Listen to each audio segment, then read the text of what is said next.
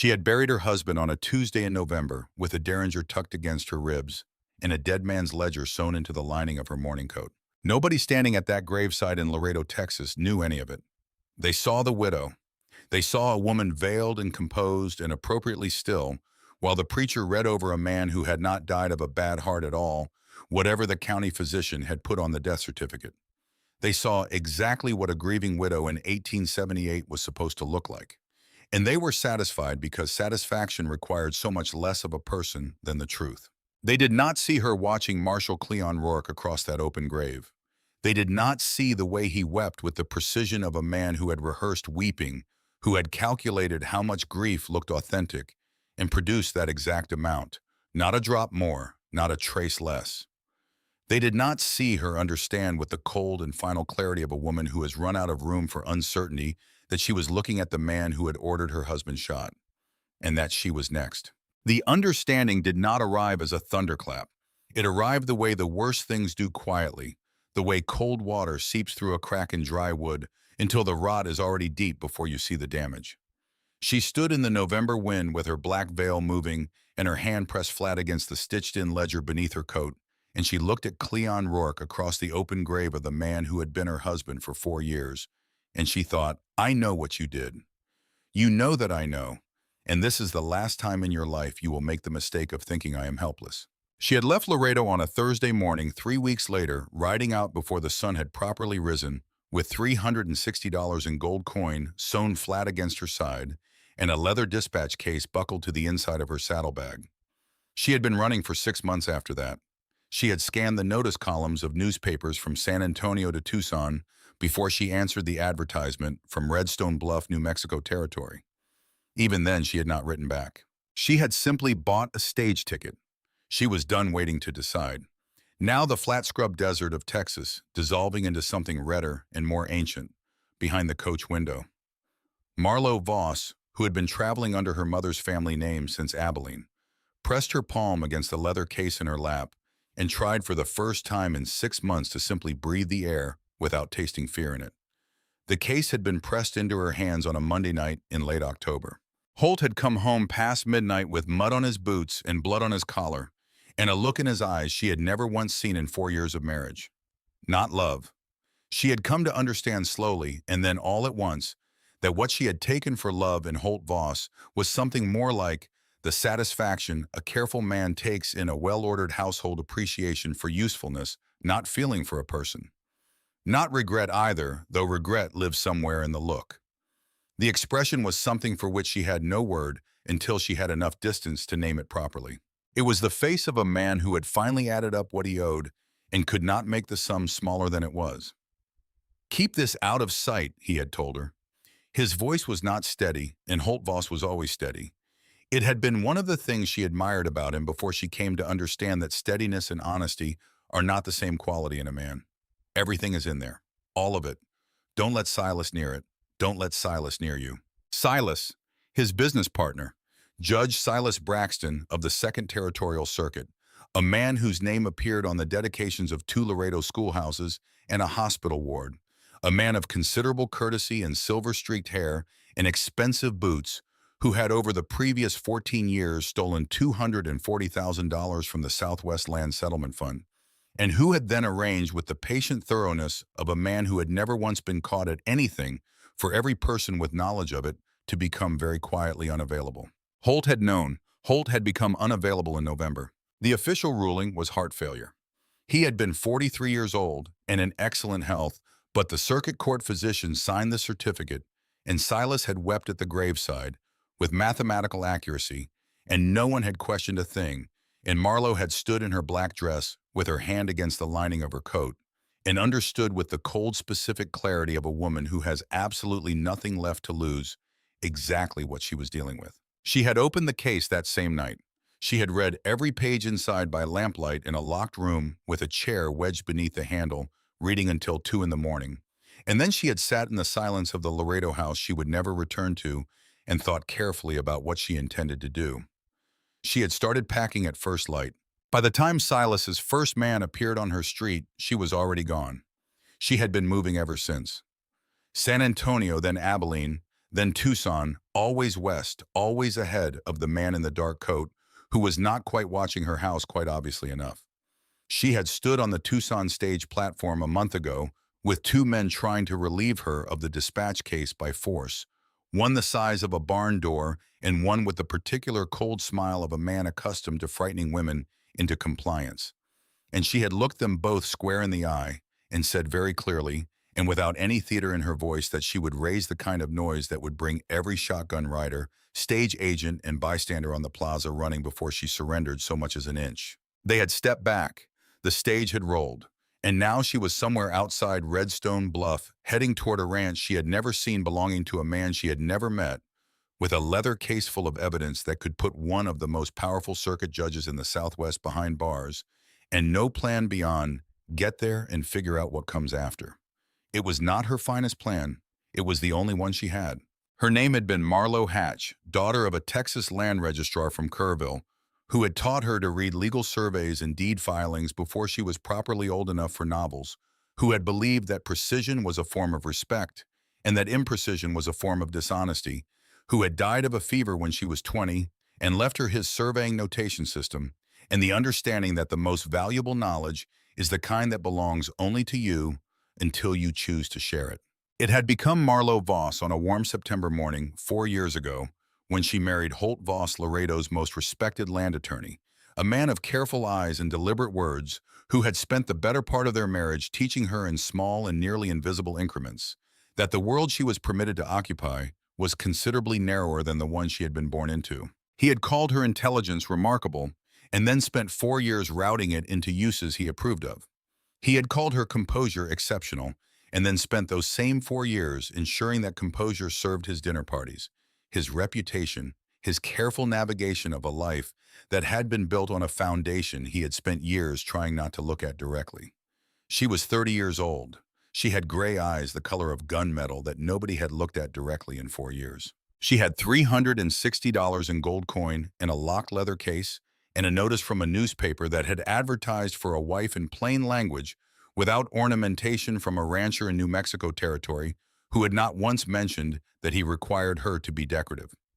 She had read that advertisement 4 times on the stage out of Tucson. She had it memorized. The Redstone Bluff advertisement was different from the others in the specific way honest things differ from dishonest ones, not more polished, not more persuasive, but more solid. It had weight. Cole Raines Rancher, New Mexico territory needed a wife not for sentiment and not for appearances, but for practical reasons, he stated plainly. 60 acres along the Mesa Roja breaks with a water rights dispute bleeding him dry for 8 years. A daughter of 12 who needed a capable adult woman in her life. A ranch operation that needed someone who could read a legal document and make a decision without requiring the frontier to look like a parlor illustration. He offered honesty a fair arrangement, and the plain acknowledgement stated without apology that he was not a young man of romantic prospects and would make no promises he did not intend to keep. No promises he did not intend to keep. She had read that line 5 times separately from the rest. She had not written back. She had bought a ticket. The difference mattered to her in a way she could not fully articulate, but could feel in the precise location where 4 years of carefully managed disappointment had left its mark. The stage from Tucson arrived at Mesa Roja Crossing, New Mexico territory at noon on a Monday in early December, 20 minutes behind schedule, smelling of leather and dust, and the specific exhaustion of people who have been traveling too long in too small a space. Marlowe stepped down to the packed earth plaza with her carpet bag in one hand and the leather case under her other arm, and stood in the December light and looked up at the largest sky she had ever seen. She had grown up under Texas sky. She had believed she understood sky. She was profoundly wrong. This sky did not merely exist above you. It pressed down with a patient, enormous weight, and the earth beneath it, red rock and silver gray sage, and the distant suggestion of a mesa wall running north, like the spine of something very old and very still, answered the sky with its own kind of patience. It was a landscape that had existed before every living person and would exist long after all of them, and standing beneath it, she felt something she had not felt in 6 months. Not safety. She was not foolish enough to call it safety. She felt room. A boy of perhaps 13 was leaning against the stage office wall, hat tipped against the midday sun. Marlowe stopped in front of him. You know a rancher named Cole Raines? He pushed his hat back and gave her the frank, thorough inventory of the very young. Everybody knows Mr. Raines. How do I reach his property? 6 miles north up toward the breaks. He squinted at the leather case under her arm. You the woman he sent for? The heat came into her face before she could prevent it. She had not calculated for how quickly a crossing of 200 people would assemble that particular fact from whatever scattered evidence was available. She had underestimated the speed by several days. I'm Marlowe Voss, she said, which she intended as a complete answer. It appeared to satisfy him. He pointed her toward the livery. She walked with her back straight and her eyes forward, and she did not walk like a woman afraid of being watched. She had been that woman for a year. She was done with it. She had burned through, done with it somewhere around the fourth state line. The liveryman was a broad, sun-browned man named Pacheco, who quoted honest prices and produced no words beyond what the situation required, and had her rolling north on a hired wagon within 15 minutes. She sat on the bench and watched the crossing fall away behind her, and thought about the arithmetic of the past 6 months, what they had cost her and what they had given her, and whether those two accounts would ever come close to balancing. The land shifted as they moved north. The flat shelf of the crossing gave way to rising country juniper on the slope's pale outcroppings of red sandstone dry creek beds, threading between rises of burnt orange earth. The sky kept opening. The mesa wall to the northwest caught the noonlight and held it burning amber along its rim. She had not been prepared for any of this. She had prepared herself carefully for a great many things. She had not prepared for the way this country made her own urgency feel proportionate rather than overwhelming the way pain feels almost manageable once you have lived with it long enough to understand its exact shape. She did not find this comforting, precisely.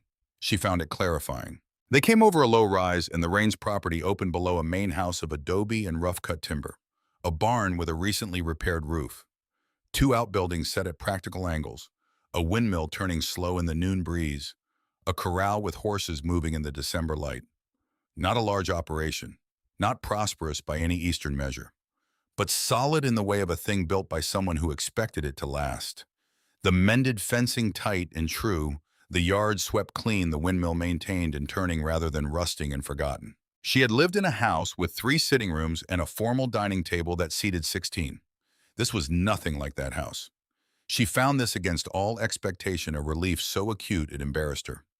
Pacheco drew up at the gate. She thanked him, paid what he'd asked, and stepped down with her carpet bag and the case. She was halfway across the yard when the front door opened. The woman who appeared was not Cole Raines. She was perhaps 38, dark-haired and capable-looking, in the way of women who do not rely on fragility for their effect.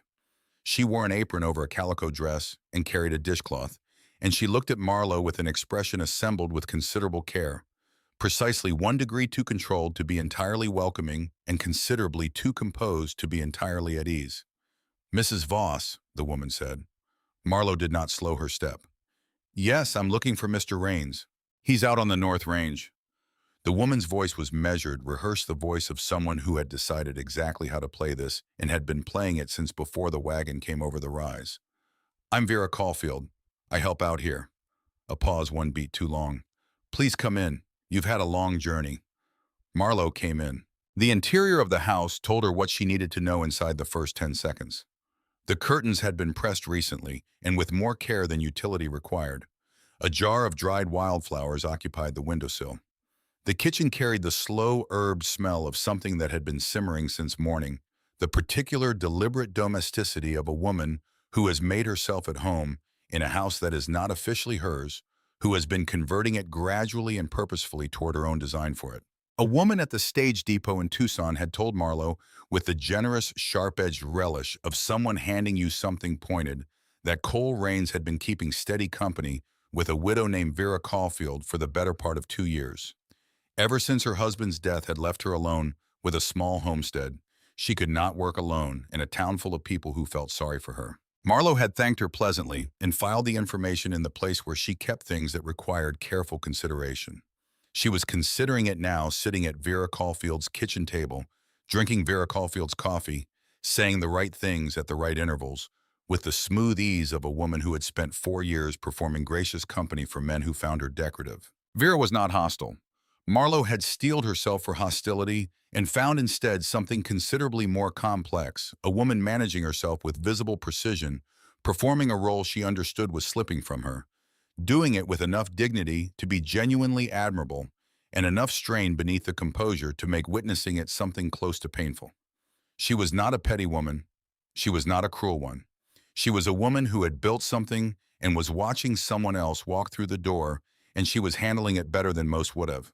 Marlowe respected this. She also had no intention of leaving. Cole Raines was not what his advertisement had prepared her for. She heard him before she saw him, boots on the porch, the particular unhurried rhythm of a man who does not rush on his own property, because this is his property and there is no one he needs to perform urgency for. Then the door opened. The advertisement had given her facts: 42 years old, rancher widower, one daughter, came west after the war. She had assembled a rough picture from those facts. She had expected, weathered and closed off in the particular way of men who have taken too many losses too close together and organized their remaining interior life around things incapable of leaving work and land in the predictable demands of animals and seasons. He was all of those things. He was also a man whose face showed the precise, specific damage of a long loneliness. Not the soft damage of self-pity, but the harder kind, the compression that comes from a man who has stopped expecting much from people and has built his entire remaining life around things that cannot disappoint him. He was tall, lean in the way labor rather than fashion creates, dark hair threaded with gray at the temples, and hands that were calloused and very still at his sides. He stood in the doorway of his own kitchen and looked at her. The first clear thing she read on his face was not welcome. It was guilt. "Mrs. Voss," he said. "Mr. Raines." She rose because she was not going to have this first conversation from a seated position. "I appreciate the invitation." Something moved across his face. He took off his hat, turned it once in his hands in the manner of a man who needs something to do with them while he is deciding how to say something difficult. He looked at her the way almost no one had looked at her in 4 years, with genuine attention, measuring her actual dimensions rather than the dimensions of his expectations of her. "How was the journey?" he said. "Long," she said, "but I'm here now." Vera set a third cup on the table and excused herself with smooth efficiency, disappearing toward the back of the house with the practiced grace of a woman who knows precisely the moment to remove herself from a scene. Cole sat across from Marlowe. He put his hat on the table between them. Neither of them reached for their coffee. "I owe you a straight conversation," he said.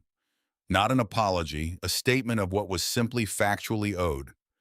"I believe you do," she agreed. He assembled his words with the deliberate care of a man accustomed to the concrete language of cattle and fence lines, who is now being required to speak in a register that has no clean edges. "Vera Caulfield has been a considerable help to me since her husband passed," he said. "She's become accustomed to how things run here." "And to you," Marlowe said. He met her eyes and did not flinch from them. "Yes. And the town has formed impressions." "Yes." She picked up her coffee. It was strong, stronger than she preferred, which was already information she was filing away. "What do you want to do?" she asked. The question visibly surprised him. She was beginning to understand a man not often asked what he wanted. Men like him were asked what they owned, what they needed, what they planned. Not what they wanted. It had been that way long enough that the question itself had become disorienting. "I wanted a mother for my daughter," he said after a pause that lasted long enough to be honest. "Someone steady, someone who would be here." He looked at his hat on the table. "What I wrote in that notice was true. What this ranch needs is true. I won't pretend I've managed the situation with Vera well." "Nothing useful comes from pretending," she said. "No." His eyes moved briefly to the leather case in her lap and then with deliberate courtesy away. "That looks like it's got some weight to it." "It does," she said. She did not explain. He did not press. They sat in the December afternoon light in Vera Caulfield's kitchen, and they took each other's measure the way two people do who are both practiced at measuring and have now been asked to measure each other. "I'd like to meet your daughter," Marlowe said. Something eased in his expression, just fractionally, just enough to be visible. "She'll be back from the schoolhouse by 4, he said. "It's a short ride if you'd like to come." "Good." She rose, picked up her bags. "I'll need a room, not the largest, whichever is available." He stood. "There's one at the end of the hall, east-facing, small." "Small is fine," she said. I don't require much space. This was not entirely true, but she said it with the conviction of a woman who has learned that the ground you claim in the first hour is the ground you stand on afterward. The room was spare, a narrow bed, a faded blue quilt, worn soft at the edges, a window looking out over the corral and the windmill, and beyond those the rise of the Mesa Roja going dark as the afternoon thinned. Someone had placed a sprig of dried sage in a small glass jar on the sill. She could not determine whether this was a gesture of welcome or a territorial claim, and she supposed it did not much matter which. She set the leather case on the floor beside the bed and sat on the edge of the mattress and pressed one hand against the lining of her traveling coat, where $360 in gold coin had been sewn flat and careful against her side for 6 months. She was not safe. She had purchased time and distance and a room that faced east, but she was not safe. Out in the kitchen, she could hear Vera moving with the quiet confidence of a woman who believed this was her house. Marlowe understood that belief from the inside. She had once believed she was safe in a Laredo house because a man with careful eyes had brought her flowers every Sunday, and then with equal care had taken everything else. She was not going to make that mistake again. She was also not going to be crowded out of a room she had been invited into. She rose, smoothed her skirt, opened her door. In the kitchen, Cole was speaking quietly to Vera near the stove. They stood close in the unconscious way of people who have grown accustomed to each other's physical proximity, not romantic exactly, but the intimate ease of shared daily life. When Marlowe appeared in the doorway, both of them looked up. Vera went carefully neutral. Cole went to something she could not yet name. "I thought I'd help with supper," Marlowe said pleasantly. "If there is anything wanting doing." "I've got it managed," Vera said. "I'm sure you do." Marlowe pulled out a chair and sat at the kitchen table as though the chair had been waiting for her specifically. "I'll keep you company then. I've been sitting on stages for 4 days, and the kitchen smells wonderful." She sat there. She did not leave. After a moment, Vera turned back to the stove. There was a bowl of dried beans on the table. Marlowe pulled it toward her, found the paring knife beside it, and began sorting through them with the precise, efficient movements of a woman who has done 10,000 small domestic tasks without once being thanked for a single one. She did not look at Cole. She did not need to.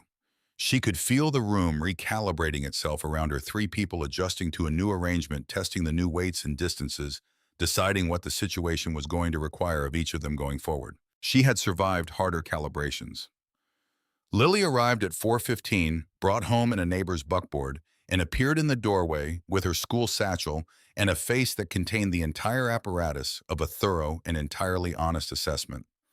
Marlowe understood immediately that this was the person whose verdict actually mattered in the Rains household. The girl looked at her the way very intelligent children look at unexpected things, not with hostility, but with the frank evaluation of someone who has not yet been taught that frank scrutiny is impolite, and who would probably not follow that instruction even if it were given. She was dark-haired like her father, with a serious face and a jaw set with inherited stubbornness. 12 years old and already carrying the particular gravity of a child who has known loss and has organized her entire self around it. "You're the woman from the advertisement," Lily said. "I am," Marlowe said. "Marlowe Voss. It's good to meet you. Papa says you're from Kerrville, that your father worked land registration." "He did. Can you ride?" "Yes." "Mrs. Caulfield can't," Lily said with the calm neutrality of a child reporting a weather observation. "She says horses are unpredictable." From across the room, Marlowe felt Vera elect not to respond to this. "Horses are reasonable animals," Marlowe said, "if you understand how they think." Lily held her gaze another moment, filed something internally, and went to wash her hands with the purposefulness of someone who has made a preliminary judgment and is satisfied enough with it to proceed. Cole was standing by the far window. When Marlowe glanced at him, he was watching his daughter with an expression she had not expected, love so unguarded and complete that it had no idea it was showing itself. It sat naked on his face, and he was not performing, it was not doing anything with it at all. It simply existed. It was simply true. She looked away quickly. It was too direct a thing to look at without feeling something, and she could not afford right now to feel anything she had not planned for. Dinner was an exercise in triangulation.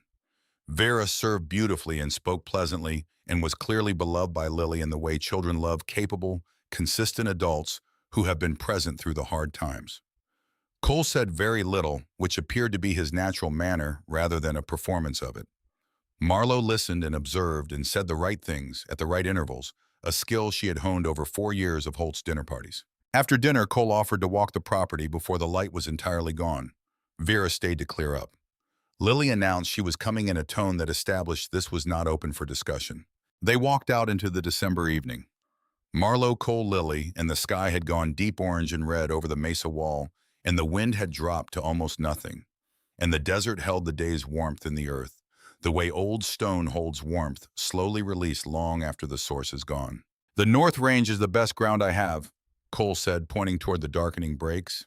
"Spring water comes down from the upper formation. The trouble is that the Taggart Land Company has been contesting my rights to the water source for 8 years. There's a survey conflict." He paused. "It's what keeps me up at night." "Do you have the documentation?" she asked. He glanced at her sideways. "Some. The original deed survey markers, your territorial filing." "Some," said with considerably less confidence the pause of a man who knows the paperwork is the real problem. "My father spent 20 years in Texas resolving property disputes," she said. "I learned to read the filings when I was young." He looked at her with a quality of attention that knew something closer to genuine reassessment. "That's useful," he said. "I have various useful things," she said. Lily had run ahead to check on the horse she favored. They stood in the fading light in a silence that was honest, if not comfortable. "I owe you an apology," Cole said quietly, "for the situation you walked into. Vera, it's not what it might look like from the outside, but it's also not nothing, and I handled it badly." She turned to look at him. The last light was going, and in the half-dark, his face had the same quality as the country itself formed over a long time, by hard things, not by anything gentle. "Mr. Raines," she said, "I'll tell you something true. I didn't come here the way most women answer these arrangements. My reasons were considerably more complicated than loneliness." She paused. "I'll tell you more when I know you better. What I want you to understand tonight is that I have no intention of making your life harder. I intend to make it workable. I am a practical woman and I do not frighten easily." He was quiet for a long moment. "I believe you," he said. "Good." She looked toward the dark where Lily had disappeared. "Now let's go collect your daughter before she decides to saddle up in the dark." They walked back toward the lighted windows of the house, and the stars came out above the mesa wall, enormous and indifferent, and startlingly close. And Marlowe carried the leather case under her arm and her secrets inside her chest. And she thought, "I am alive. I am here. Whatever is coming, I am not waiting for it in Laredo." That night, she lay in the east-facing room and listened to the desert insects and wind and horses shifting in the corral. She thought about Vera Caulfield somewhere in the same house, managing herself through a situation nobody had prepared her for. She thought about Cole Raines lying awake at the far end of the hall, which was almost certainly what he was doing. She thought about Lily in her small room sleeping the organized, compressed sleep of a child who has made what peace she can with what she cannot change. She thought about the leather case on the floor beside the bed. She thought about Judge Silas Braxton in his courtroom in Laredo, his black robe, his composed patience, his absolute certainty that no woman alone with a case of papers could outrun the reach of a man who owned the law in 3 territories. She reached down in the dark and touched the cold brass buckle. Then she closed her eyes. She had $360 in gold and a locked case and a room that faced east. That was enough to begin, but she was wrong about one thing and she would not know it for another 9 days. She was not as far ahead of Silas Braxton as she believed. He had already sent someone west. In the days following her arrival, Marlowe committed herself to learning the geography of the Raines household, the way she learned everything that mattered to her in life, by watching carefully before she moved. The house was not large. Adobe walls, small windows, a kitchen that was genuinely the center of everything. Cole had built it himself, the original structure, and each addition with help from a carpenter named Delgado, who still came twice a year for the roof work, and who, according to Lily, was the finest adobe man in the territory. He had built it after the war in the way certain men respond to catastrophe, not by breaking, but by pressing outward into new land and making something solid with their hands. She was beginning to understand that this was not incidental to his character. It was his character. He was a man who responded to destruction by building. She found this quietly considerably easier to be near than the alternatives. The water situation was worse than she had initially understood. On her fifth day, while Cole was working fence on the north boundary, she spread the survey maps and claim documents across the kitchen table and worked through them with the methodical patience she had inherited from 20 years of watching her father pursue property disputes in Texas. What she found was there but quiet. A date discrepancy in the easement filing. A survey marker appearing twice in the territorial register under slightly different coordinates. A marginal notation in the Taggart claim written in a different hand from the rest of the document. Someone had added to it after the original filing and had not been careful about matching the ink weight. Not proof of fraud, not yet, but a thread. She made her notes in her own hand, refolded the maps along their original creases, and returned everything exactly as she had found it. She had learned the hard way that rushing with threads was how you turn them into knots. The evenings were the strangest part of those first days. After supper, Lily went to her room and Vera departed. There were limits to the arrangement, and nighttime was one of them. And the house found its night configuration Cole, at the far end of the kitchen table with the ranch accounts or a journal he closed when she approached, and Marlowe across from him with her own papers, or simply nothing, sitting with chamomile tea and the sound of the desert and the lamp burning between them. They did not try to fill the silence. They sat in it.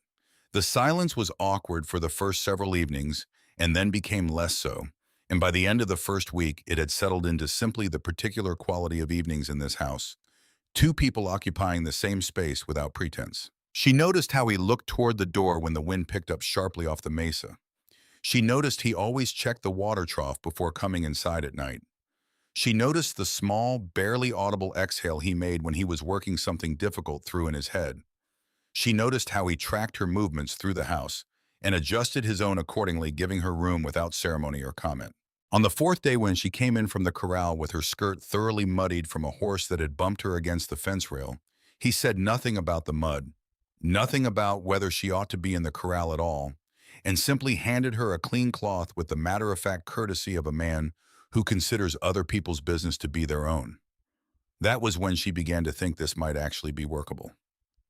On the ninth day, the stranger came to town. She almost missed him. She had ridden into Mesa Roja crossing with Cole for supplies, sitting on the wagon bench in the cool morning, watching how the town tracked their arrival with the small, signifying glances of a community processing new information about its members. She was in the general store selecting thread when she saw him through the front window. Medium height, medium build, dark coat hat, angled to shade his face from the December sun. He was standing at the far end of the street examining the notice board, but he wasn't reading. His eyes were quartering the street with the practiced, methodical efficiency of a man paid to find things. Not curious eyes. Professional eyes. She had seen him before. Not here. In Laredo. Outside Holt's office on a Wednesday afternoon in August, 2 weeks before Holt died. She set down the thread with great care and kept her face entirely still. He hadn't seen her yet. He was watching the saloon and the street beyond it with the patience of a man who has learned that waiting is the most reliable form of surveillance. She paid for what was in her basket, walked out, and crossed to where Cole was loading grain at the wagon. "I need to go back," she said quietly. He looked at her. Something in her face had given something away, because his went careful immediately, the specific alertness of a man who reads land and weather and has now started to read her. "All right," he said. No questions, no argument. They were out of the crossing in 10 minutes. She rode beside him in silence for the first mile, and then she said, "I need to tell you something. Not all of it yet, but enough." "Tell me what you need to," he said. She looked straight ahead at the red road unspooling toward the brakes. "My husband, Marlowe Voss, died in November," she said. The official ruling was heart failure. She pressed her hand against the leather case in her lap. It wasn't. Cole said nothing. He kept his eyes on the road. He did not flinch, did not fill the silence, did not reach for any of the easy managing responses that men reach for when women tell them difficult things. He simply waited, and the waiting was its own form of steadiness. Holt had discovered that money was being diverted from a public land settlement fund, she said. A substantial amount, the kind with serious consequences when it goes missing. Before he died, he gave me certain documents, told me to keep them and be careful. She paused. 3 weeks after his death, I opened the case. "What was in it?" Cole said.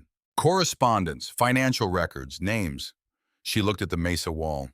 "The man responsible for the theft is Holt's business partner, Judge Silas Braxton of the 2nd Territorial Circuit." Cole was quiet long enough that she began calculating what she would do if he turned the wagon around. "And you came here," he said finally. Not accusatory, not even surprised, simply naming what was true. "I needed to go somewhere Silas wouldn't look immediately. Somewhere I had a legitimate reason to be." She kept her voice level. "I was not expecting to find a household that needed considerably more than a practical wife. I underestimated what I was walking into." "You were running," he said. "Yes," she said. Another quarter mile of silence. "The man in town," Cole said. "A hired investigator. I believe Silas sent him." She paused. "He may not know exactly where I am yet, but if he's in Mesa Roja, it won't take long." Cole brought the wagon to a stop on a low rise. Below them, the ranch was visible, small and solid against the red earth. He looked at it for a long moment, then at her. "How dangerous is this?" he asked. She thought about Silas Braxton, about the way he had stood at Holt's funeral in his black suit, perfectly composed, and looked at her across the open grave with the precise expression of a man registering that she might be a problem. "Very," she said. He looked at the ranch again.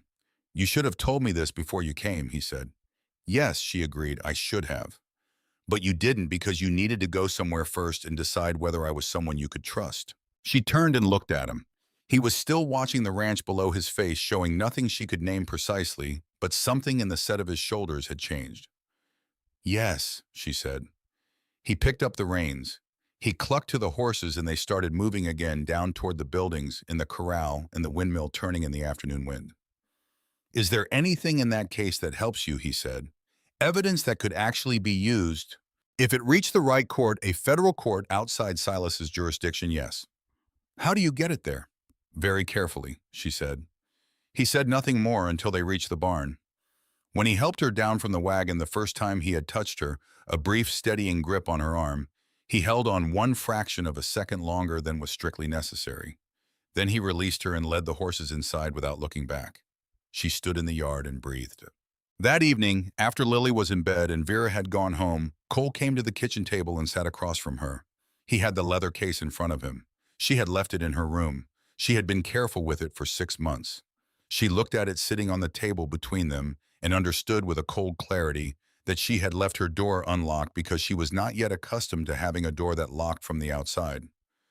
"I didn't open it," he said. She looked from the case to his face. He met her eyes directly and his expression was not comfortable. It was the expression of a man confronting something about himself that he did not particularly like confronting. "I went to fix the chair in your room," he said. "The leg's been loose since August. I moved the case to get to it and I thought about opening it." He paused. "I didn't." She looked at him for a long moment. "Why are you telling me this?" she asked. "Because you told me something hard today," he said. "It seemed right to tell you something honest in return." He slid the case toward her side of the table. "This arrangement, whatever it might become, won't work if we're not honest with each other." She put her hand on the case. "My husband," she said slowly, "was the kind of man who said the right things and then told me very carefully and over a long period of time what I was not permitted to do or say or know. He was not violent. He was simply a door that locked from the outside." She looked at the lamp flame. "I came here because I needed somewhere to breathe and somewhere Silas couldn't find me easily. I told myself that was practical and sufficient." She met Cole's eyes. "It was practical, but I am beginning to think I might want something more than practical, and that frightens me considerably." The kitchen was quiet. Outside, the desert was dark and patient. "You don't have to decide anything tonight," Cole said. "Not yet." "No," she said. "I know." He looked at the case. "Is there anything I can do?" She thought about it honestly because he deserved a real answer. "There's a federal attorney in Albuquerque," she said. "A man named Garrett. He's the kind of man Silas can't reach. If I could get documentation to him through official channels, it would matter significantly." "I know a man who rides to Albuquerque twice a month," Cole said. "His name is Ruiz. He's trustworthy." "Then that would help," she said. They sat at the kitchen table for another hour, talking carefully about practical things, the water rights, the investigator in town, what Silas Braxton was likely to do when he found her. Cole listened completely, the way she had almost forgotten people could listen without preparing his response while she was still talking. When she finally stood to go to bed, she took the leather case from the table. At the doorway, she paused. "Cole," she said. It was the first time she had used his name. She felt the small shift in the air between them when she said it. "Yes," he said. "Thank you for not opening it," she said. "It matters more than I can tell you." He looked at her steadily, and in the lamplight, his face was less guarded than she had yet seen it, the thing beneath the management showing through in fragments. Not a man without feeling. A man who had taught himself to keep feeling at considerable distance for very good reasons, and who was perhaps only perhaps beginning to reconsider the policy. "Get some rest," he said. "Tomorrow needs thinking through." She did not sleep well that night. She lay in the east-facing room and looked at the ceiling and thought about what she had done. She had told a virtual stranger, a man she had known for 9 days, about Silas Braxton, about the case, about the killing that her husband may or may not have brought on himself by simply knowing too much and waiting too long to decide what to do about it. She had told him because she had seen the investigator through the general store window, and the world had narrowed to the dimensions of an immediate problem, and telling Cole had been part of solving it. That was what she told herself. But she also knew she had told him because watching him read those survey documents on her 5th day here, watching him register the discrepancy she had found, and look at her with actual respect. The particular respect given to something genuinely worth respecting. She had felt something she had not felt in 4 years of marriage to a man who called her exceptional, while ensuring she remained exceptional only in ways that served him. The sense of being seen by someone who was looking at what was actually there. This was dangerous. She had cataloged it. She was keeping it at careful distance. She pressed her hand against the leather case beside the bed. In the morning, she would be practical. Morning was when the work was manageable. It was only at night, when the work was finished and the house was quiet, that she could feel the full shape of everything she was not yet permitting herself to want. The days that followed had a quality she did not have precise words for, the quality of two people engaged in the genuine unplanned process of knowing each other.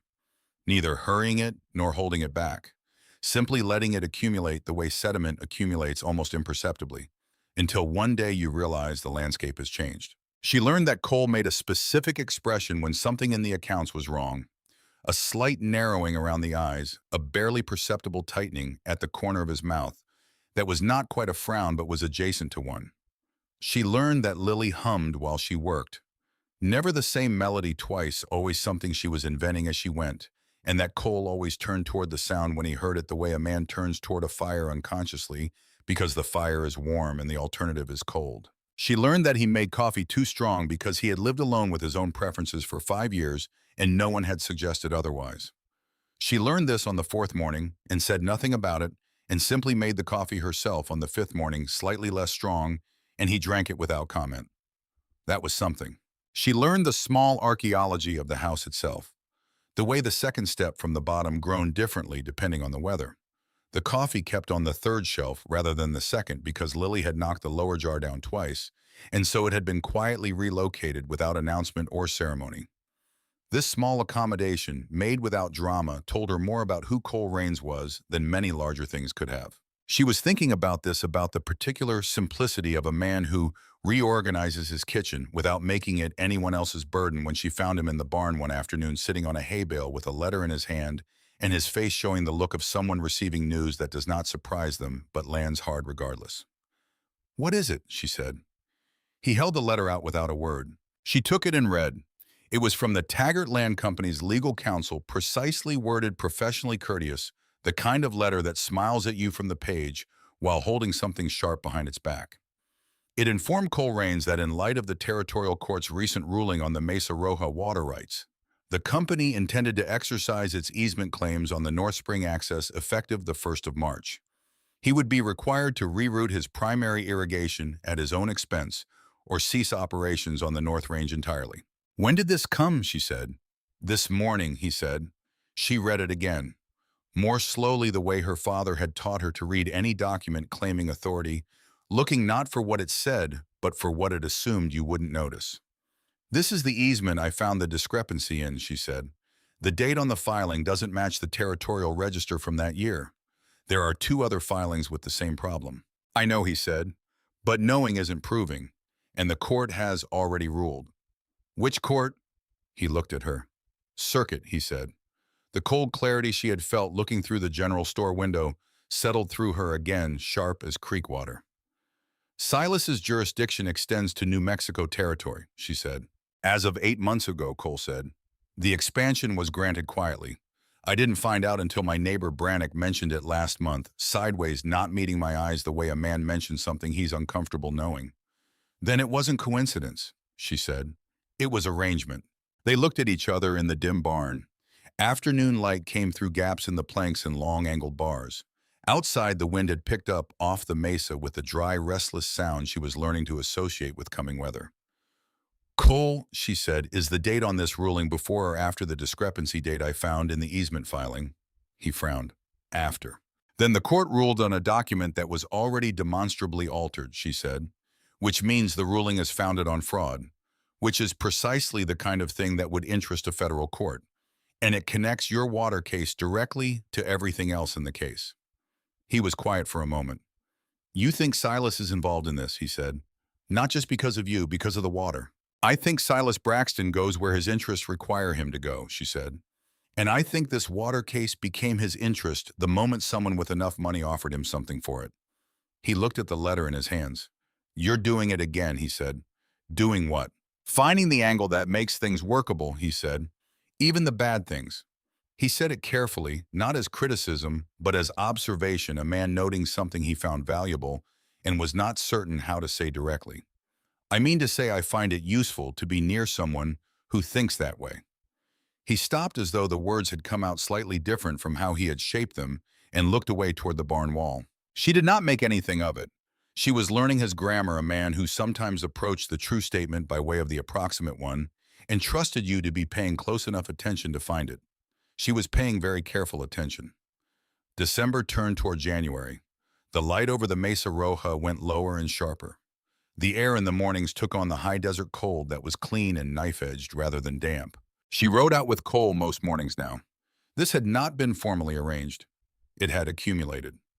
One morning she appeared at the barn, and he saddled a horse, and the next morning she appeared, and he saddled a horse, and by the third morning it was simply what happened without needing to be named or negotiated. He showed her where the winter water ran from the snowmelt and where it pooled before reaching the spring that fed the North Range.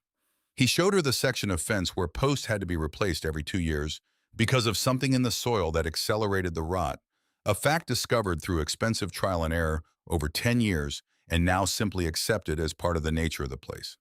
He showed her the flat of good grass at the base of the North Breaks, the meadow she had not yet seen, and said only that it was the best ground on the property and that he had not been able to use it the way it deserved because of the water dispute.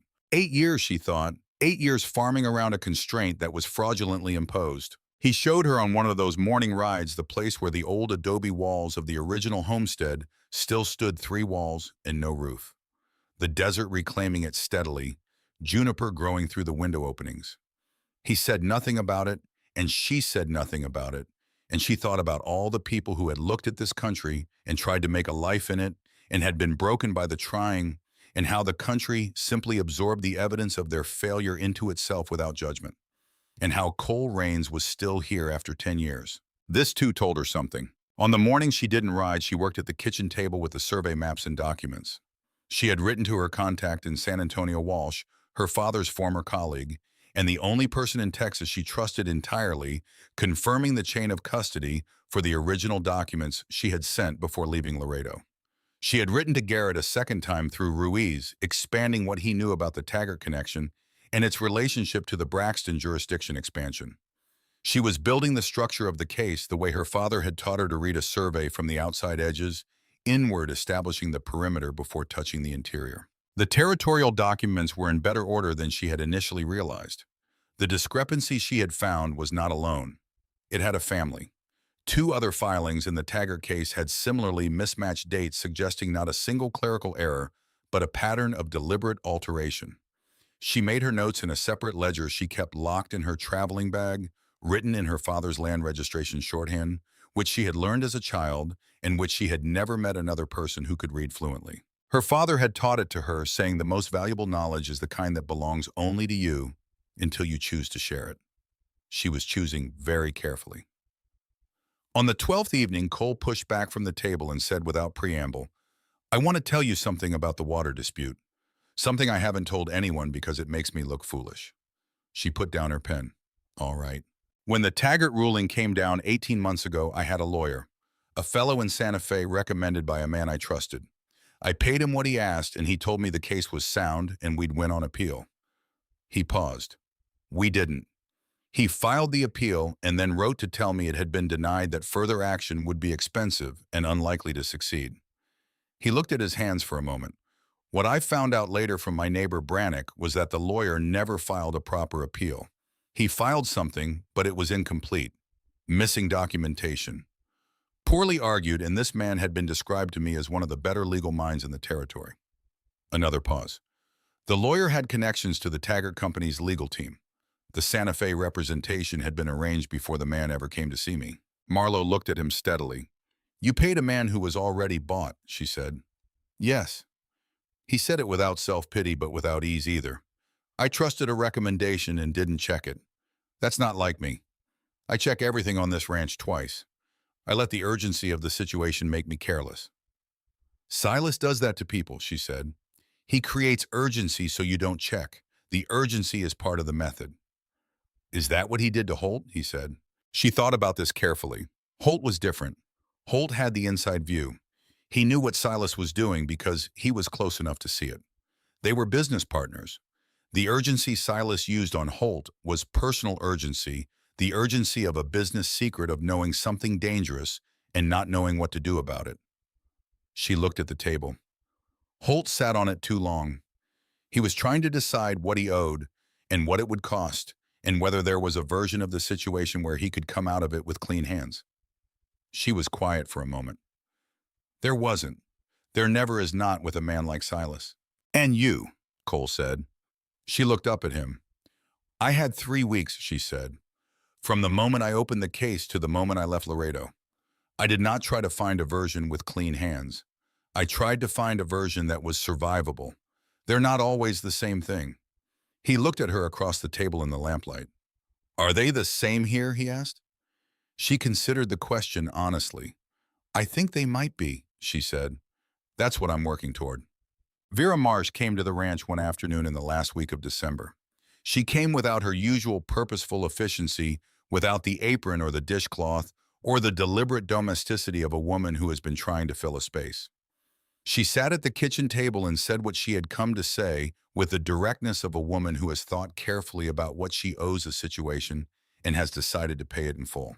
I want to say something, Vera said, and I want you to know I'm saying it because it's true, not because I need anything from you. Marlowe put down her pen. All right. I'm not stupid, Vera said. I know what's happening here. I knew the moment you walked across that yard. She paused. I've been telling myself for nearly 2 years that what Cole and I had was something real, and maybe it was in its way, but it wasn't what he needed. I knew that. I was hoping if I gave it enough time, it would become what he needed. She looked at her hands. I think you should know that I'm not going to fight for something that was never really mine to claim. Vera, I'm not asking for anything, Vera said. I'm saying it plainly so it doesn't have to be said in pieces later. She met Marlowe's eyes. He's a good man. Lily is a good girl. Don't waste what you've been given here. Marlowe held her gaze for a long moment. I don't intend to, she said. They shook hands before Vera left. It was the handshake of 2 women who had been in complicated proximity and had come through it without serious damage, which was more than either of them had been certain of in December. Marlowe watched Vera walk back toward the crossing and thought she deserved better than what the past 2 years gave her. Lily cried a little when she heard Vera was moving to Albuquerque to stay with her sister.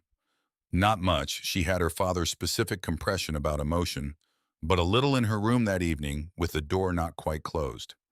Marlowe gave her 20 minutes. Then she knocked, waited for the muffled acknowledgement, and went in. She did not sit on the bed. She had learned by now that sitting on someone's bed when they have been crying is an assumption about intimacy that has to be earned before it can be offered. She sat on the floor instead, back against the wall below eye level, and waited. Lily was on the bed with her arms crossed and her jaw set, and her eyes recently red but managing the evidence of it with the stubborn efficiency of a child who considers crying a private thing that has been inadvertently made public. She was good to you, Marlowe said. Yes, Lily said. You're allowed to be sad she's going. I know that, Lily said with a fraction of irritation that was actually more reassuring than distress. You can be sad and still understand why it's the right thing.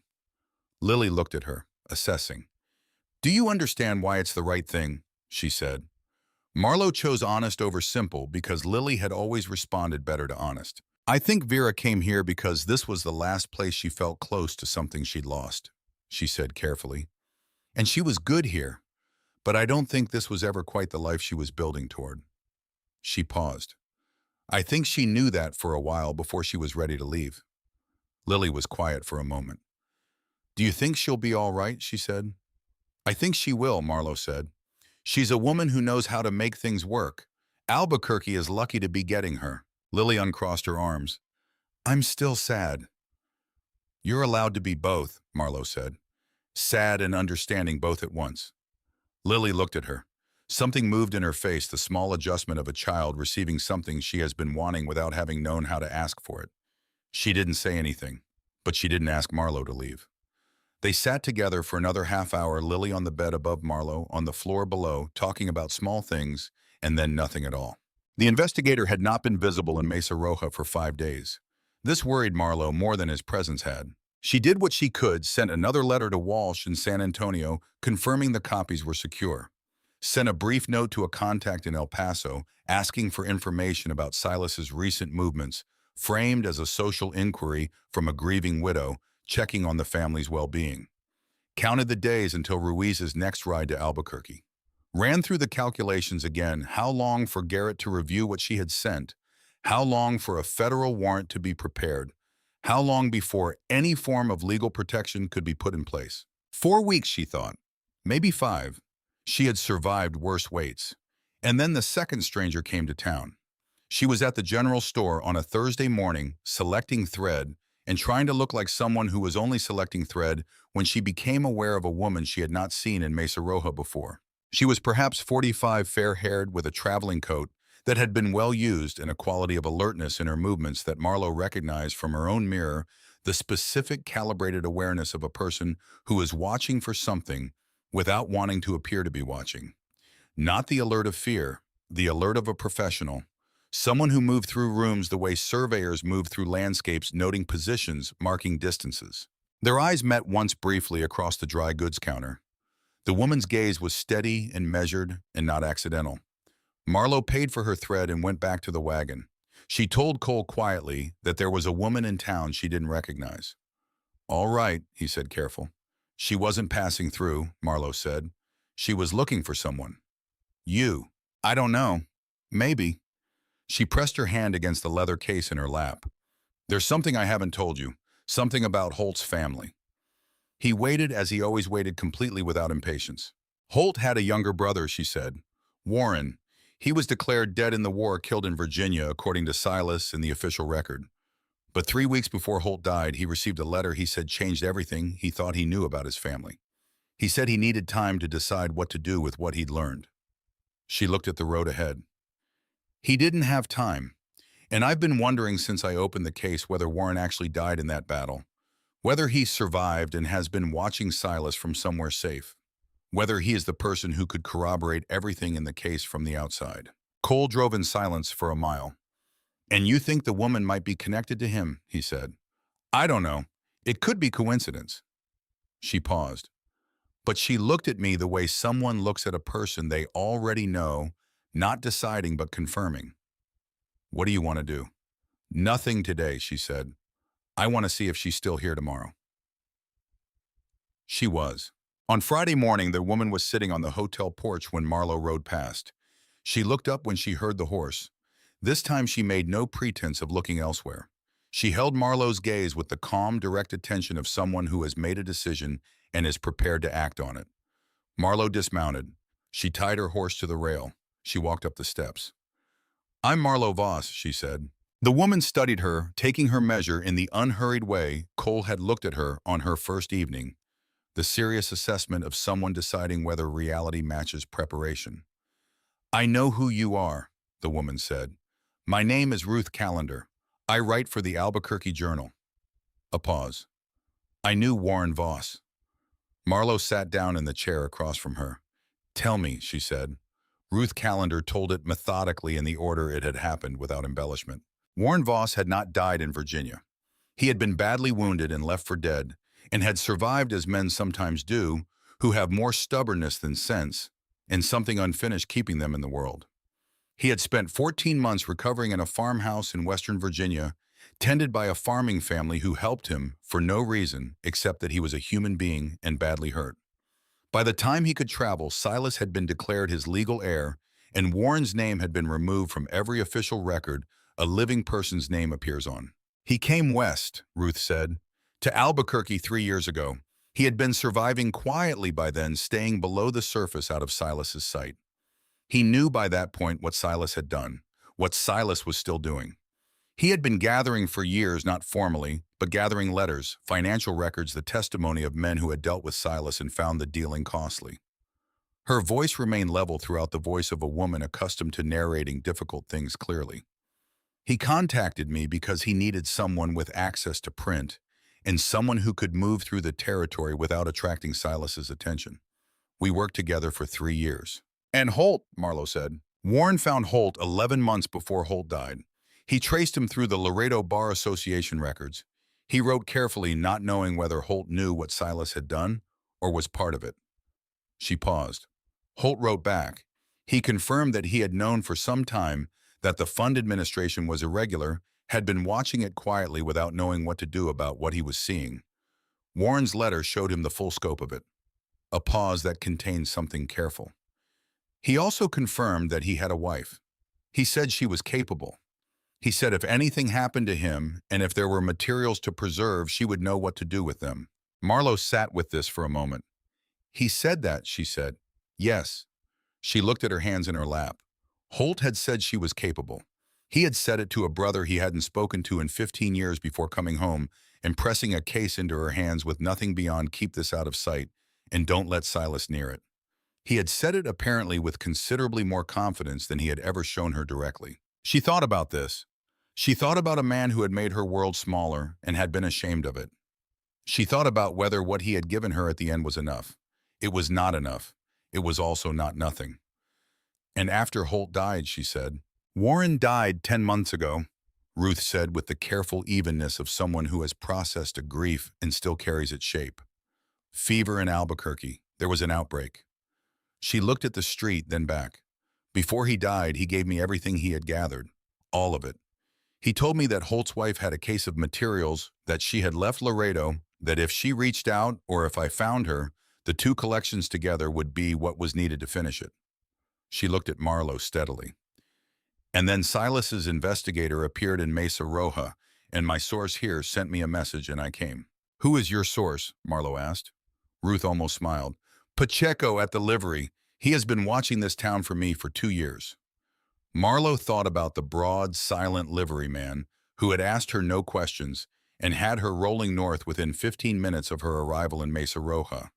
She filed this new understanding of him with the equanimity of someone who has learned not to show surprise at how pieces fit together once you can finally see the whole picture. She thought about Warren, a man she had never met, a man who had survived a battlefield on sheer stubbornness and then come west and spent 3 years gathering from the outside what Holt had gathered from the inside building, a case he might never live to use, trusting that someone would finish what he started.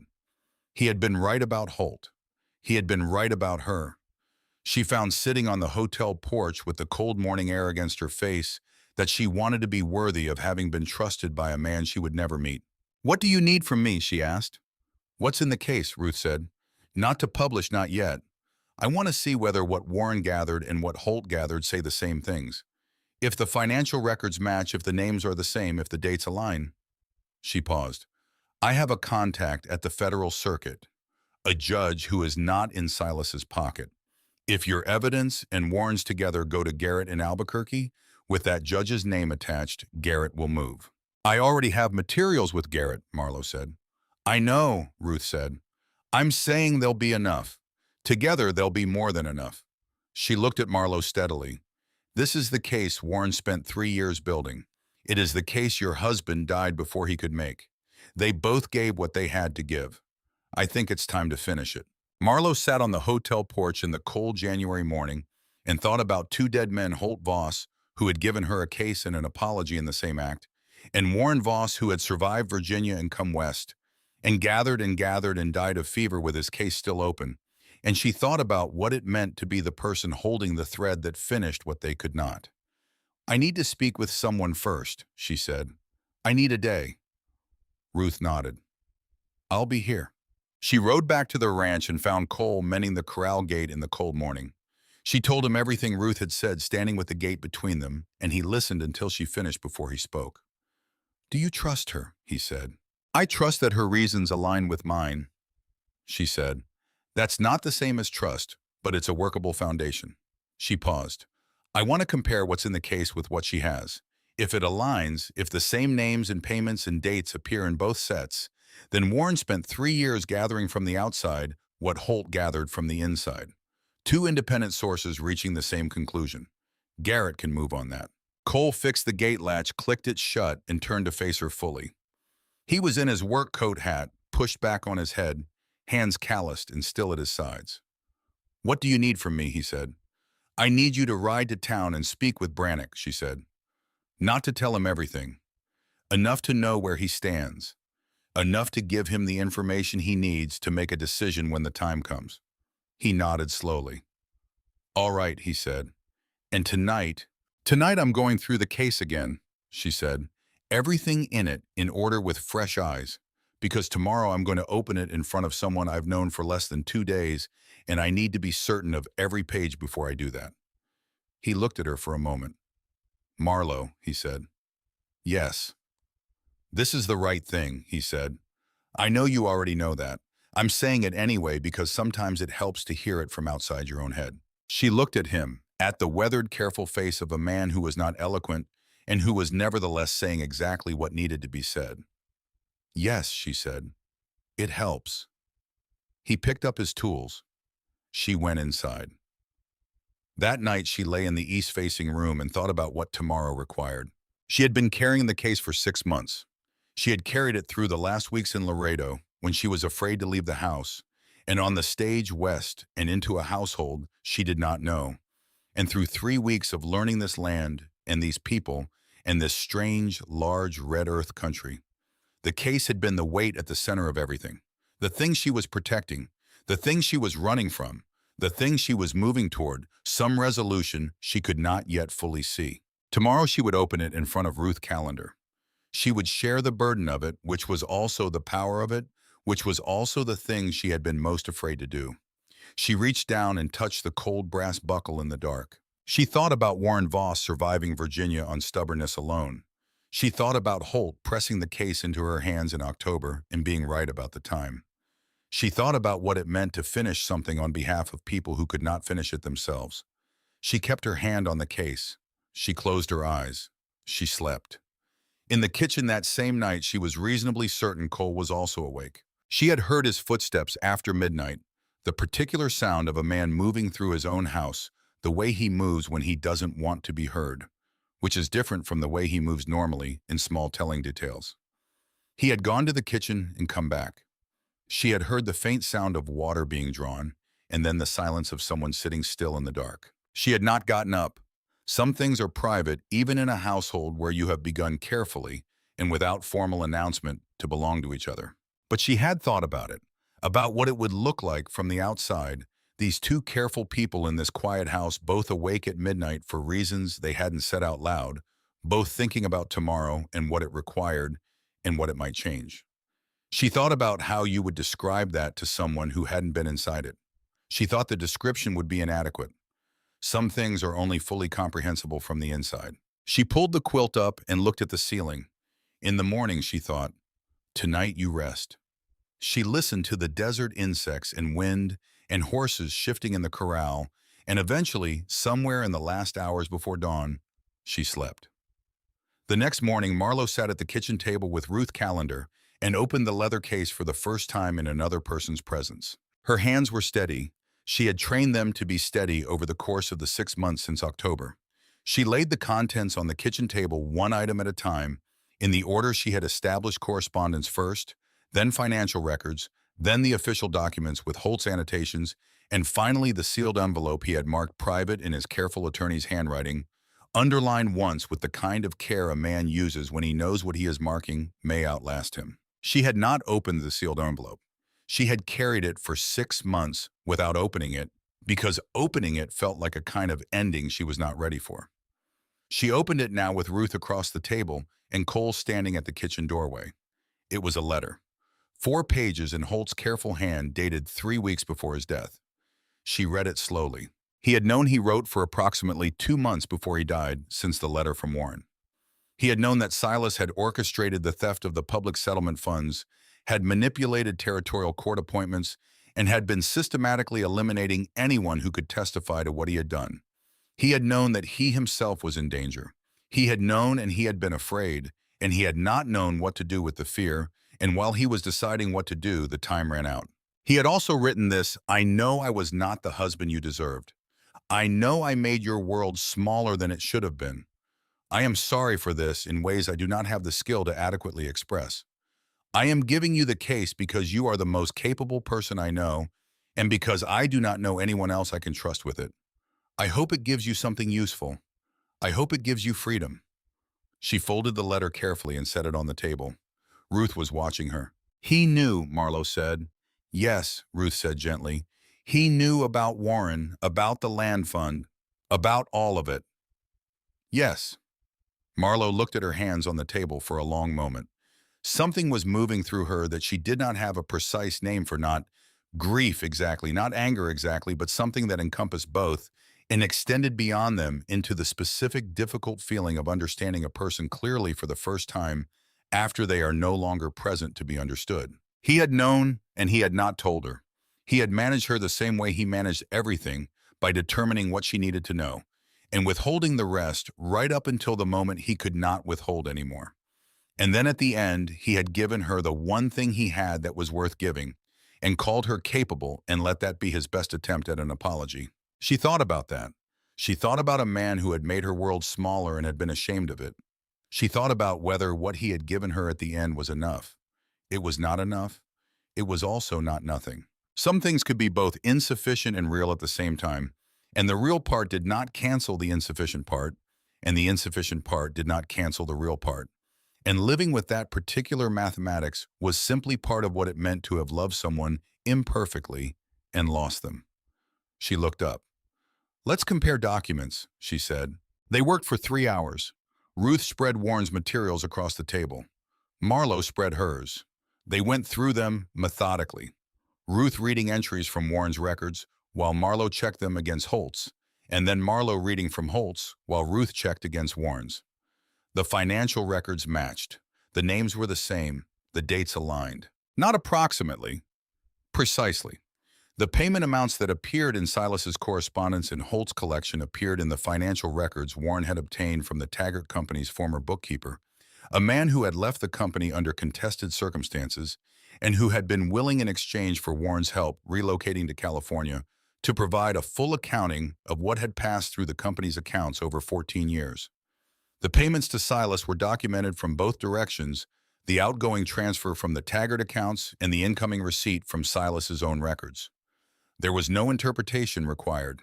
The evidence stated what it was. She had not let herself see how careful Holt had been until she saw it reflected in Warren's parallel work. Holt had annotated everything: dates, relationships between documents, the chain of custody for each piece of correspondence. He had worked in the precise, quietly obsessive manner of a man who understood that a case built on incomplete records is worse than no case at all. He had been afraid he had written. While he was deciding what to do, the time ran out. But the work itself showed nothing of the fear. The work was meticulous. The work was, she thought, the most honest thing he had ever given her. Warren's materials showed a different methodology. The journalist's instinct, the accumulation of sources rather than documents.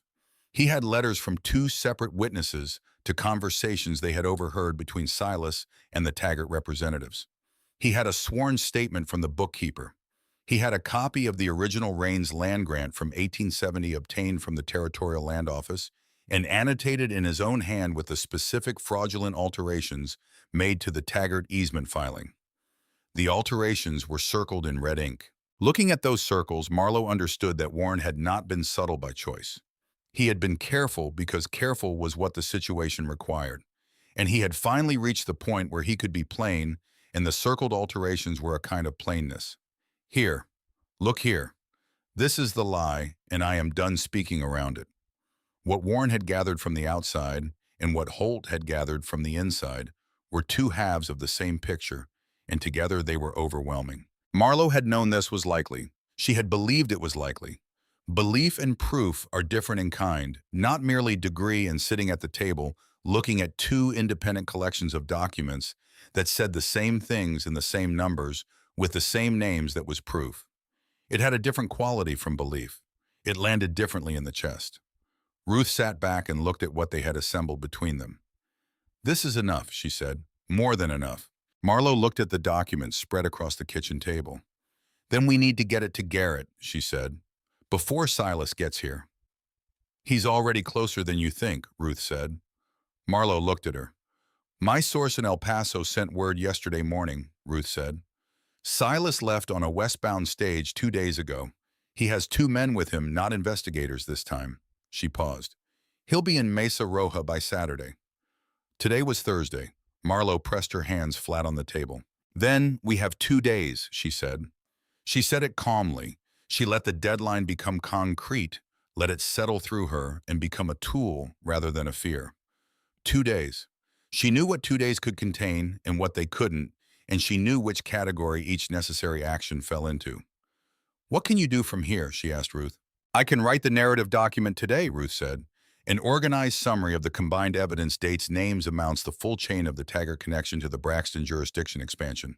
Something Garrett can read in an hour and understand completely." She paused. "I can also send a message to my contact at the Federal Circuit. If he receives confirmation from me directly that the evidence is what I've described, he will put pressure on Garrett to move before Silas's lawyers can file any blocking motions." "Then do both," Marlowe said, "today." Ruth nodded. "And you? I need to get a complete second set of copies to Ruiz, and on his way to Albuquerque today," Marlowe said. "Not just what I've already sent. Everything, including Warren's materials. Both sets together with the cross-reference document I'll write this afternoon." She paused. "And I need to talk to Cole about Brannick." She and Cole talked that night for 2 hours after Lily was in bed. He had a directness in these conversations that she had come to rely on. He didn't dress things up, didn't avoid the hard calculations, didn't pretend the situation was less serious than it was. "Brannick," he said, meaning the county sheriff. "He's been cooperative with Taggart, which means he's probably cooperative with Silas. Can he be worked around?" "Depends on what Silas brings," Cole said. "A federal warrant from Garrett outranks anything Brannick has. But if Silas arrives before Garrett moves, Brannick could use the time against us." "How much time does Brannick give us if we approach him directly?" she said. Cole thought about this. "Brannick's not stupid. He knows the Taggart easement documentation is shaky. I've been making noise about it for months. If Silas shows up and the case against him is already in federal hands, Brannick won't want to be on the wrong side of that history." "Then we tell Brannick," she said. "Not everything. Enough." Cole looked at her. "You'd trust Brannick with enough—" "I'd trust his self-interest with enough," she said. "There's a difference." He looked at her for a moment, with the expression she had learned was his version of a smile, not the movement of his mouth, but something in his eyes. A brief warmth that appeared and was then carefully managed away. "All right," he said. "We tell Brannick enough." "Something else," she said. "When Silas comes, and he will come, I want you to know what I'll do." He looked at her steadily. "If the warrant has arrived, we use it," she said. "Brannick won't stop us. The evidence is already in Albuquerque. Silas can posture all he likes, but he can't reach a federal filing." She paused. "If the warrant hasn't arrived, if Garrett moves too slowly, or Silas's lawyers file something to delay it, I need you to understand that I won't let him use this ranch as a bargaining chip. I won't let him threaten the water rights or Lily's safety to pressure me." "Meaning," Cole said. "Meaning, if it comes to it, I'll meet him in town. On neutral ground, I'll face him there and tell him directly that everything is already in Garrett's hands, and the only thing left is for the process to complete. That there is nothing he can do to me that will undo what's already been done." She looked at the table. "I'd rather that conversation happen in Mesa Roja than on your property." Cole was quiet for a moment. That's not going to happen, he said. Cole. I mean, he's not going to get within talking distance of you without me present, he said. That's not a debate I'm willing to have. He paused. I understand what you're doing. You're managing the situation, finding the angle. I've watched you do it for 3 weeks, and I think it's one of the most remarkable things I've ever watched a person do. He paused again. But there are situations where finding the angle means you end up carrying everything yourself. I'm not going to let that happen. The kitchen was quiet for a long moment. I'm not used to that, she said. I know, he said. I'm telling you anyway. She looked at him for a long time, at the face that was weathered and careful, and she permitted herself to see this now genuinely decent in the specific, unglamorous way that genuine decency actually works. Not loudly, not dramatically, but steadily, day after day, in small decisions made when no one is watching. He had not placed himself between her and the situation as a performance of protection. He had done it the way he checked the water trough before coming inside at night because that was what needed to be done, and that was who he was. Thank you, she said. He nodded once. He picked up his hat. I'm going to check the north fence before it gets too dark, he said. You should eat something. She almost laughed. You're going to check the fence right now. I'm worried about the fence, and I'm worried about you, he said. The fence at least I can do something about tonight. He went out. She sat at the kitchen table and thought about a man going to check his fence in the cold because that was what needed to be done, and that was who he was, and she thought, I am in very serious trouble here, and I would not trade it for anything in this world. Lily knew something was happening. She was 12 years old, and she had her father's particular gift for reading the temperature of a room, and she had spent 3 weeks watching Marlowe with serious, comprehensive attention. She was the kind of child who noticed things and said nothing about them until she had decided what they meant and then said them plainly. On the night before Silas was due to arrive, she came to the kitchen doorway in her nightgown, with her arms crossed in the posture that meant she was preparing to ask a question she was not certain she had the right to ask. Is something bad coming? She said. Marlowe looked up from the papers. She thought about how to answer this. She had spent 4 years being managed by someone who answered every difficult question with something smooth and untrue, and she had learned from the inside out how much that cost not just to the person being managed, but to the relationship, to the trust, to the sense that truth is something anyone is willing to say out loud. She was not going to do that to Lily. A difficult situation is coming, she said.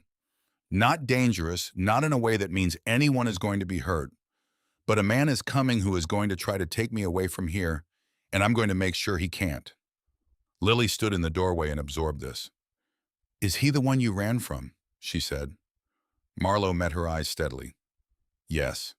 And you're not going to run again. No, Marlowe said. I'm done running.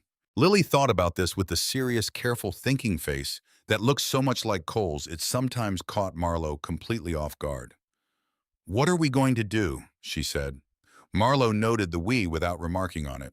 Tomorrow morning, Wassam, she said, I'm going to meet with the woman at the hotel. She's a journalist who writes for a newspaper in Albuquerque. She has information that together with mine is enough to stop the man who's coming. She paused. Your father is going to ride to speak with the sheriff, and a federal attorney in Albuquerque has been given everything he needs to open a formal case. What do I do? Lily asked. You go to school, Marlowe said. You have your geography examination today. Lily's expression shifted very slightly. That's not what I meant, she said. I know, Marlowe said. I'm telling you the most important thing you can do, which is to let the people who are handling this handle it. You being at school safe is what I need. Lily stood in the doorway for another moment. All right, she said. She started to turn away, then stopped. Marlowe. Yes. He's not going to take you, she said. Not a question, a declaration. The same flat certainty Cole used when he said things he had decided were simply true. No, Marlowe said. He's not. Lily went to bed. Marlowe sat for a long time after looking at the papers and thinking about a 12-year-old girl who had lost her mother and kept her father's secrets, and was prepared with remarkable composure to claim a woman she had known for 3 weeks as someone worth standing up for. She had not expected to be claimed. She had not thought to want it. She understood now that she had been wrong about both. She wrote the message to Garrett that same evening before she slept, before she had time to second-guess the phrasing. She had been composing it in her head for 3 days, which was long enough. She wrote it at the kitchen table after Cole had gone to check the horses and Lily was asleep, and she wrote it in the plain, direct language her father had used when documenting a disputed survey state. What you know state. Why you know it. State what you need to happen next, and do not use more words than the situation requires. She signed it, Marlowe Voss, and sealed it and set it on the kitchen shelf. Then she sat at the table for a moment longer looking at the lamp. She thought about what she was doing. Not just the letter, the whole of it. She thought about the shape of the past 6 months, from a distance the way you can only see a landscape's full shape once you've climbed high enough above it. She had been so close to it running through it that she had not always been able to see it clearly. Now sitting in the kitchen of a house that had become, without her quite realizing it, a place where she could think she could see it. She had been running. That was true. She had been afraid. That was also true. She had made the best decisions available to her under difficult circumstances, with incomplete information, and she had made some of them well and some of them less well, and none of them had been cowardly. She could see that now. Looking back from a distance, she could see that the woman who had stood on the Tucson stage platform and refused to surrender the case was not a woman who was going to be destroyed by what Silas Braxton had done. She was a woman who was going to finish what needed finishing. She was almost done. She stood up and put out the lamp and went to bed. Saturday came cold and cloudless, the kind of late January day that feels like a held breath.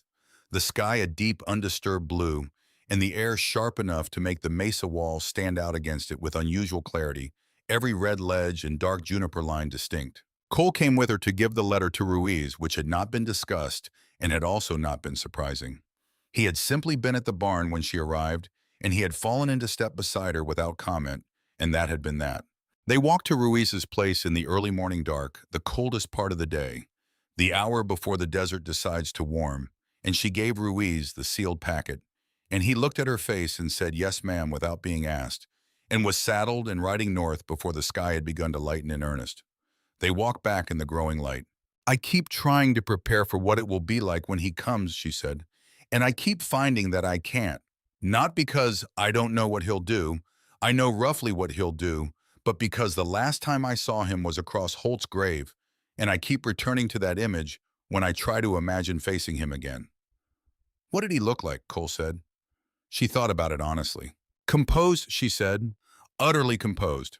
The grief was exactly right, not too much and not too little, and he stood in his black suit and he looked across that grave at me, and I could see him calculating, registering that I might be a problem, filing me under things to be handled. She paused. He looked at me the way Holt had looked at me for 4 years, like a variable in an equation he was solving, something with a value that could be determined and accounted for and then set aside. Cole was quiet for a moment. And what do you want to look like when he sees you again, he said. She looked at the road. Like someone who already finished the equation, she said. He nodded once.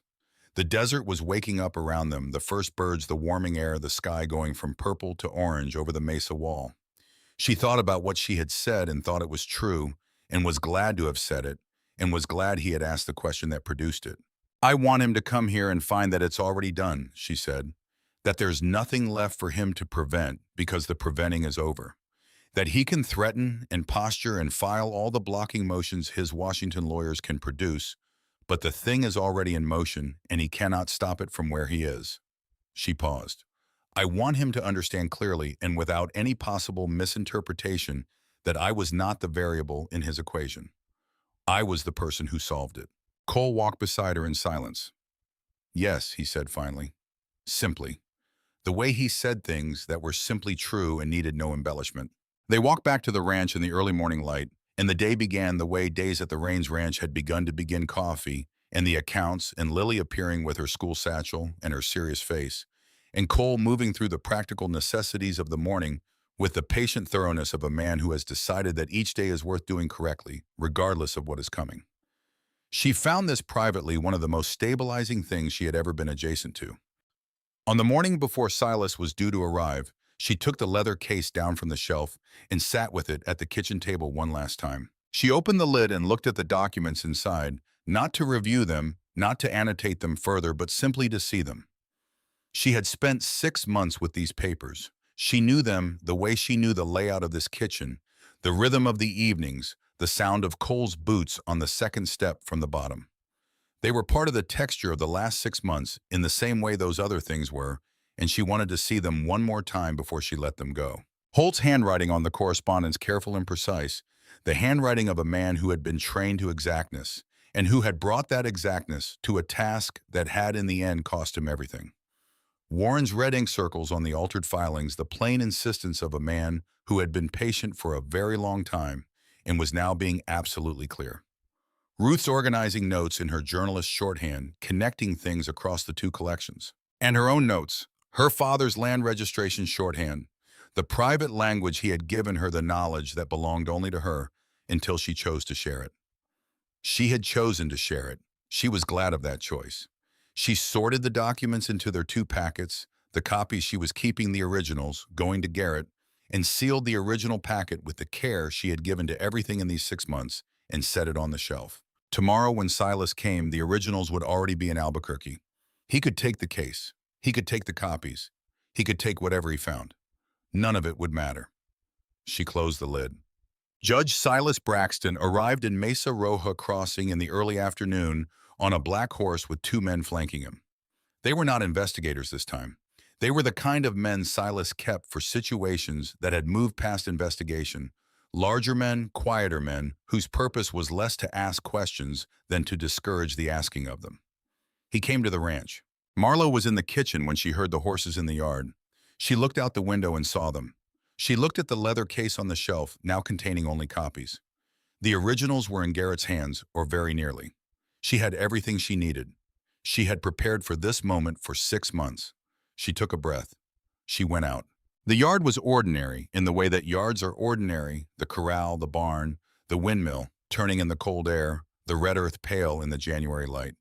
She stood in the middle of it and watched Silas ride through the gate and pull up his horse, and she felt the particular quality of this moment, the convergence of 6 months of preparation with the reality she had been preparing for, and she let herself feel it fully, and then she set it aside because there was no room right now for feeling. He looked older than she remembered. The months since Holt's funeral had not been gentle to him, but his composure was intact, the specific composure of a man who has calculated every angle in a room before entering it, and who has never yet entered a room he could not control. Marlowe, Silas said. He said her name with the particular warmth of a man who has decided warmth is the most effective opening position, the warmth of a concerned family member who has finally located his missing sister-in-law.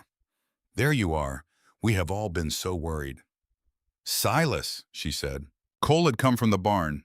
He stood at the edge of the yard, equidistant between her and the riders, with his hat pushed back and his face showing nothing useful. His hands were at his sides. Still. Ready. Not threatening, simply present with the specific quality of presence that is its own form of statement. I've come to bring you home, Silas said. You've had a difficult time. Grief makes us do things we wouldn't ordinarily consider. Coming all this way. He looked briefly at Cole with the specific dismissal of a man who considers other men to be obstacles rather than people. This arrangement, no one blames you, Marlowe. Holt's death was hard on everyone who loved him. Holt's death, she said. A brief flicker, so brief she would have missed it 3 years ago, before she learned to read the temperature beneath composed faces. He hadn't expected her to stop him there. Of course, you were in shock. You made a decision that was perhaps that I stand behind, she said. Something hardened in his face. The warmth became its own opposite. Not quite cold, but the temperature of quiet authority, the voice of a man accustomed to being the most powerful person in any room he entered. Marlowe, his voice changed registers.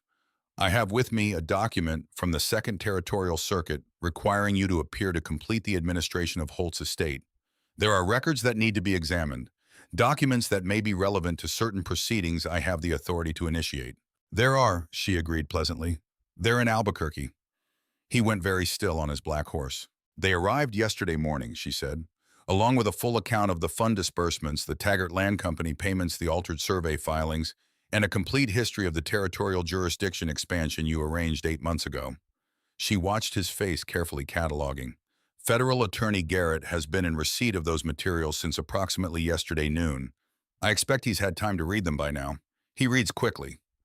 Silas stood very still. She watched him recalibrate. She had watched him do this before in courtrooms at dinner tables across open graves.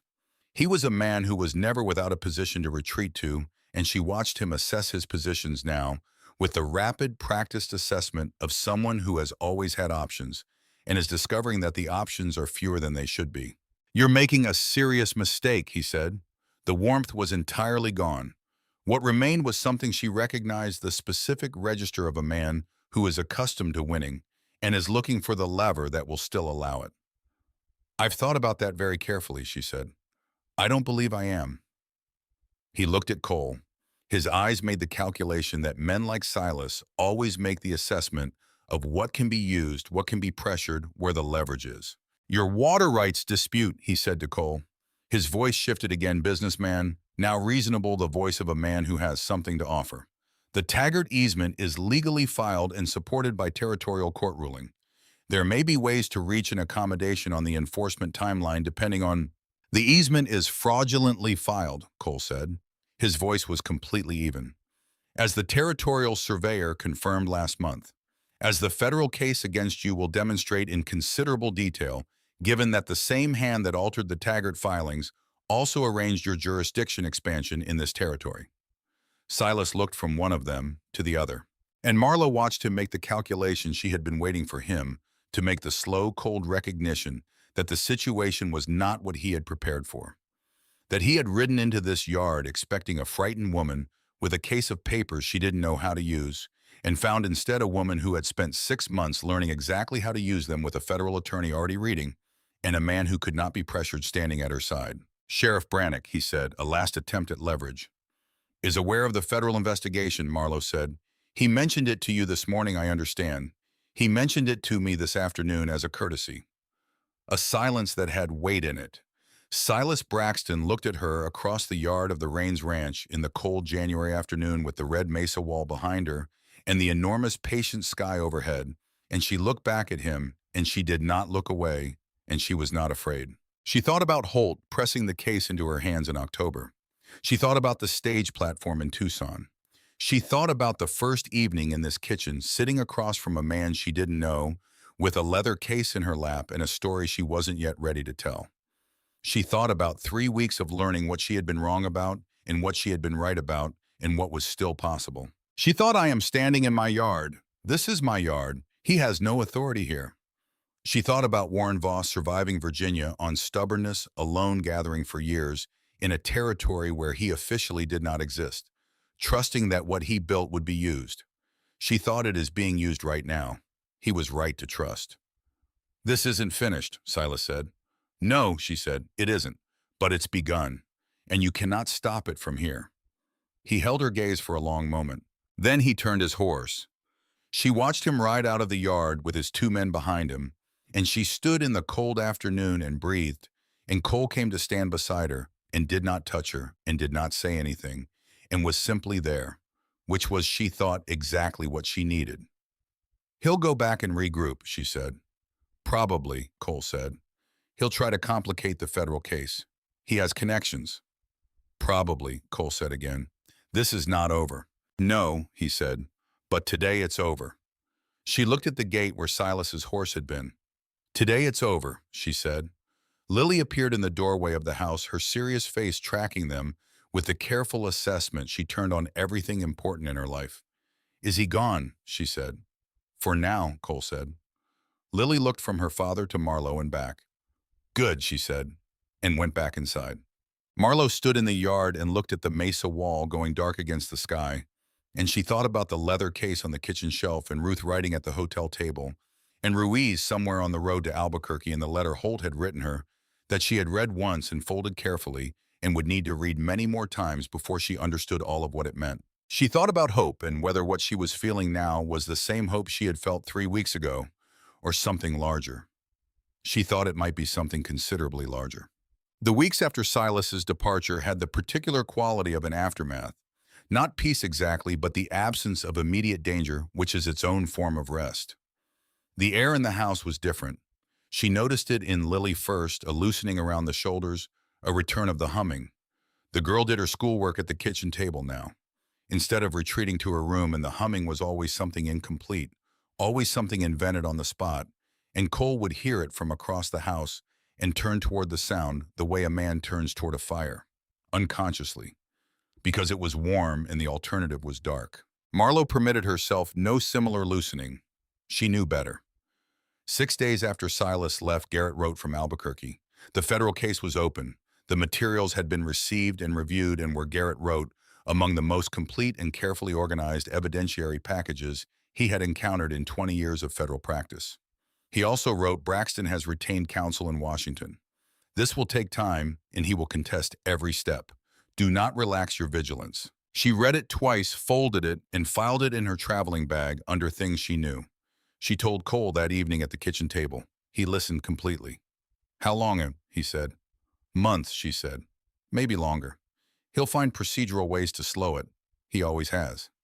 But it's open. It's open, she said.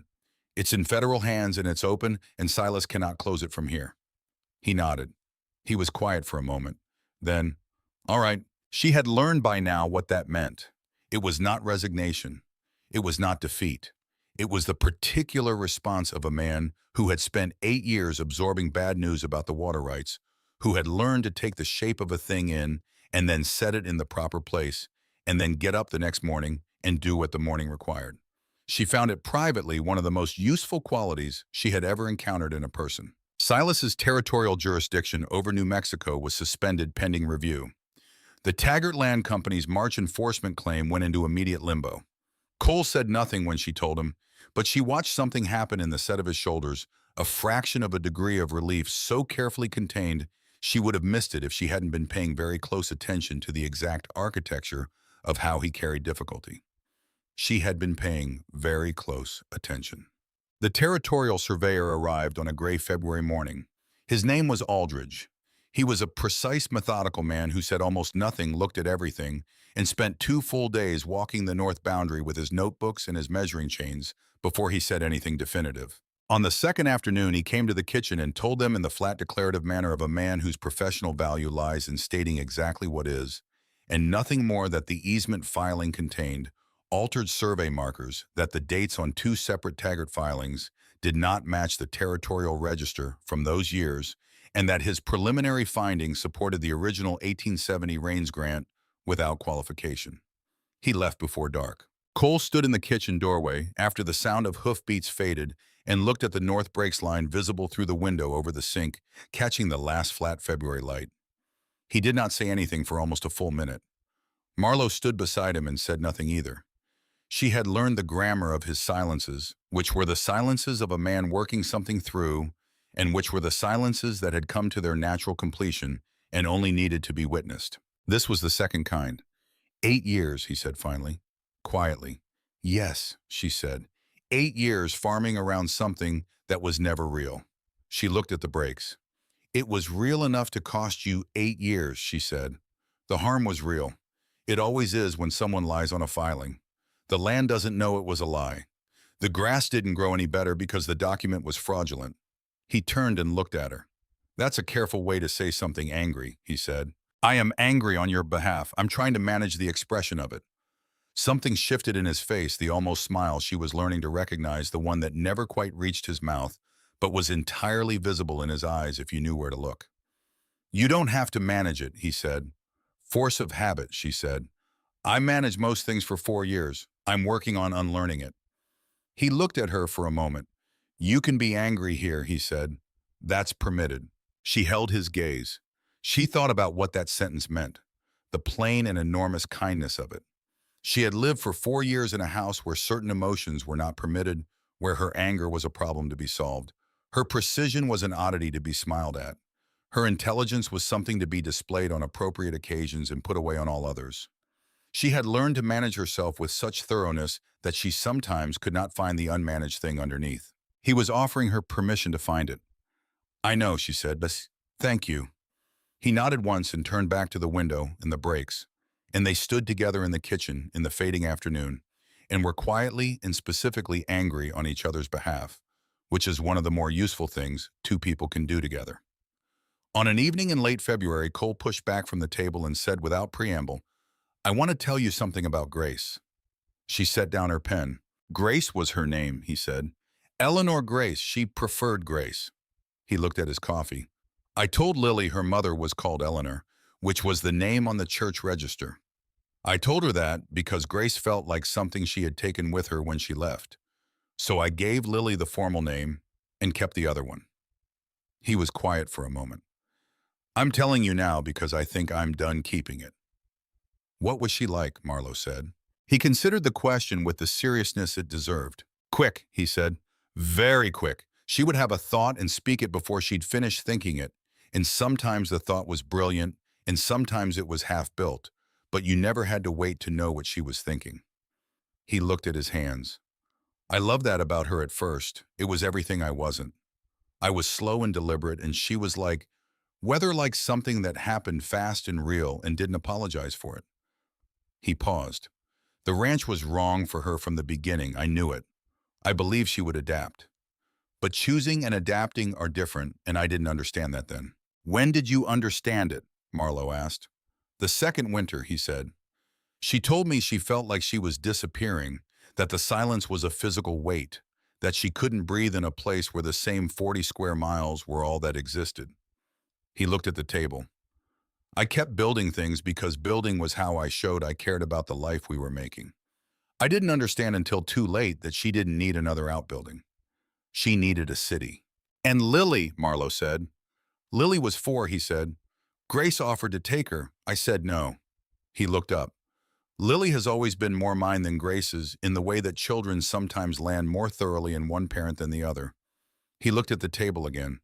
I told people she died because I was ashamed. Not of her, of myself, of having failed at something so completely that the honest answer was worse than the lie. He exhaled slowly. I've been carrying that a long time. When are you going to tell Lily? Marlowe said. I was thinking, he said, that I might tell her this week. I think she already knows more than you think she does, Marlowe said. I think so too, he said. She's been managing me about it for 2 years. I just didn't know that was what she was doing until you said it. She looked at the lamp.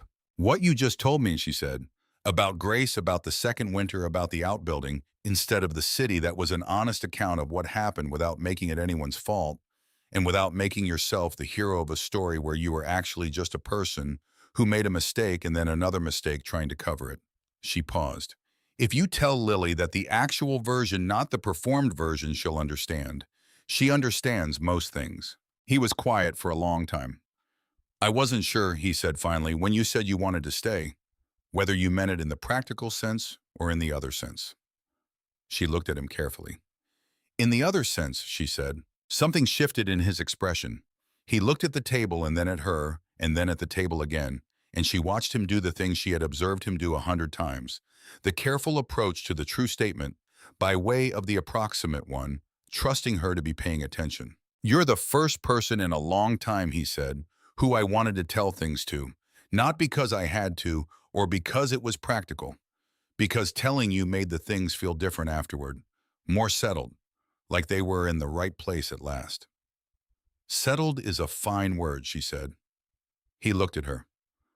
I'm not going to be easy to be with, he said. I know that. I'm slow and I manage myself too much and I'm not quick with words or gestures. I know you're not quick, she said.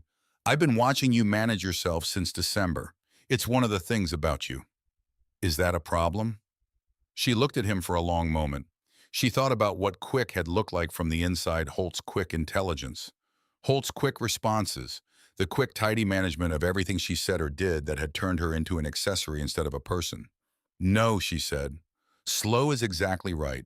Slow I know how to trust. He held her gaze.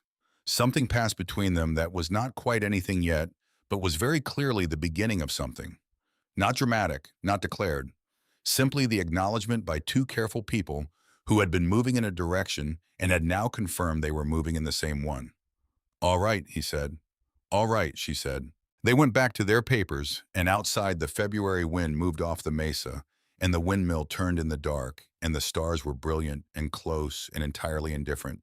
And inside the kitchen was warm, and the lamp was steady, and that was enough. Cole talked to Lily on a Friday evening. Marlowe was in her own room with the door not quite closed. She could hear the rhythm of the conversation, not the words but the quality of it. Cole's voice low and careful. Lily's responses less frequent than usual, which meant she was listening more than talking. It went on for 20 minutes. Then Lily's door closed and the kitchen produced the sounds of a man who needs to do something with his hands after something difficult. The coffee pot moved, the stove lid opened and shut. Marlowe gave him 10 minutes, then she went to the kitchen. He was at the table with his coffee, looking at the window that faced north toward the breaks. "How did she take it?" she said. He looked up. "She said she already knew," he said. "Most of it." "Yes," she said. "She said she'd known since she was 10. He turned the cup in his hands.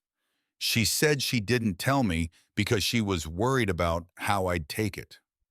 "She was protecting you," Marlowe said. "I know." He set the cup down. 10 years old, and she's been managing my feelings about her own mother. "Children learn what the household requires," Marlowe said carefully. "She learned you needed to be protected from certain things, and she did what the household required. That's not a failure of hers." "It's not a success of mine," he said. "No," she said, "but it's also not the fixed fact you're treating it as. It happened. You know it happened. Lily knows you know. That changes what comes next." She sat down across from him. "What did she say when you told her the whole thing?" He looked up at her. "She said it's all right, Papa. I know you did the best you knew." The kitchen clock ticked. Outside, the wind moved off the brakes. "That's more forgiveness than you gave yourself," Marlowe said. "More than I deserve," he said. "Children are generous beyond what their parents deserve," she said. "It's one of the more remarkable things about them." He looked at her for a moment with the expression she was learning to read, the one that contained things he hadn't found words for yet, but was no longer trying to hide from her. "Marlowe," he said. "Yes." She met his eyes. "She asked if you were going to stay," he said. "What did you tell her?" "I told her I hoped so," he said. "I told her I was working on it." She looked at him, at the lamp between them, at the ordinary kitchen of a house that was becoming, against all practical planning, something she wanted rather than merely needed. "That's a reasonable answer," she said. "Is it enough?" he said. She met his eyes. "For now," she said. "Ask me again in spring." He looked at her for a moment with the expression she was learning to read, the one that contained things he hadn't found words for yet, but was no longer trying to hide from her. "All right," he said. "Spring." On a cold evening 8 days before Christmas, a half-grown orange tomcat appeared at the barn door when Cole was doing the last feeding, arriving with the proprietary composure of an animal that has assessed the available options and found one satisfactory. Cole brought him to the house, which Marlowe suspected had required considerably less persuasion than he let on. Lily claimed not to know where he had come from. Marlowe looked at Lily's carefully neutral expression and concluded privately that the cat had been obtained through some arrangement with a classmate whose barn cat had recently produced a litter. She also concluded that a 12-year-old who had spent 2 years quietly managing the emotional weather of a grieving household was probably entitled to acquire a cat through whatever practical means she found available. She said nothing about the cat's origins. Cole, who had arrived at the same conclusion by the faster route of having known Lily for 12 years, also said nothing. Lily named him deputy, she said, after the federal attorney's office that had finally set things in motion, because he had a very precise way of looking at things and had decided apparently that the kitchen windowsill was his territory and would not be persuaded otherwise. Marlowe laughed at that quickly from somewhere genuine, and Lily looked pleased, and Cole looked at both of them with the expression she was learning to recognize as his version of happiness, quiet and contained and entirely real. Not theatrical, not performed for anyone, just present the way warmth is present in a room with a good fire. Deputy confirmed his name's aptness by surveying the entire house within 3 hours, designating the kitchen windowsill as his primary territory and the leather case on the shelf as his secondary territory, which he claimed by climbing inside it and going to sleep with the completeness of a creature who has made his decision and considers the matter closed. The formal water rights ruling came on a Wednesday in late March. 14 pages of precise legal language. It resolved without ambiguity or qualification that the Taggart Land Company's easement filing had been executed with fraudulently altered documentation, that the survey markers had been duplicated and incorrectly registered, and that the North Spring water rights belonged to the Rains property under the original 1870 territorial grant without interruption or qualification. The conclusion was final, not subject to appeal within the territorial system. Cole read it at the kitchen table on a Wednesday morning while Lily was at school and the coffee was still hot, and Deputy was doing his morning arrangement of himself on the windowsill. He read it all the way through once. Then he set it on the table and looked at it for a long moment. 8 years, he said. She did not say anything. She let him have the silence. 8 years of farming around it, he said. Keeping the South Range light because I wasn't certain what rights held up north. Not putting water line to the East Meadow because the whole thing felt like it could be pulled out from under me at any moment. He looked at the ruling on the table in front of him. The North Meadow. I've never used it the way it should be used. What would you do with it? She asked. He looked up at her. In the spring, he said, I'd like to ride up and look at it, what it could be. He paused. I'd like you to come. She understood that he was not entirely talking about the meadow. Yes, she said, I would like that very much. He held her gaze for a moment steady, warm, unguarded in the way he was becoming more comfortable being in her presence, and then he looked back down at the ruling, and she watched him quietly without announcement, place his weight on the new reality and find it solid. 8 years, he said again, not with bitterness, with the particular exhale of a man who has been braced for a very long time and is finally carefully allowing himself to let his shoulders down. The formal federal charges against Judge Silas Braxton were filed on a Tuesday in the second week of April. 16 counts across 2 territories: fraud, bribery, theft from a public fund conspiracy to falsify official court documents, and the manipulation of territorial judicial appointments for personal financial benefit. Each count laid out carefully documented with precision the chain of evidence running from the altered Taggart filings all the way back through 14 years of careful, patient, invisible theft. Brannick came to the ranch the next morning. She heard the horses in the yard and came out to find him standing at the gate with his hat in his hands. He looked like someone carrying something he was glad to set down. Ma'am, he said, I wanted to tell you personally, the charges are filed. The county's position on the Taggart water rights is formally resolved. Any future dispute goes through the territorial court. He paused. Not the circuit. Thank you, Sheriff, she said. He turned his hat twice in his hands. I should tell you, I knew the Taggart situation wasn't right. I knew it for 2 years. I didn't know how far it went, but I knew the easement documentation had problems. He met her eyes. I should have moved sooner.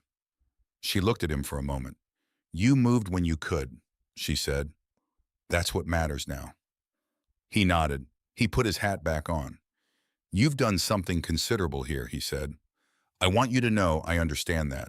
Several people did something considerable here, she said. I had help. He went. She stood in the yard after the sound of his horse faded and looked at the outbuildings and the corral and the windmill turning in the April morning.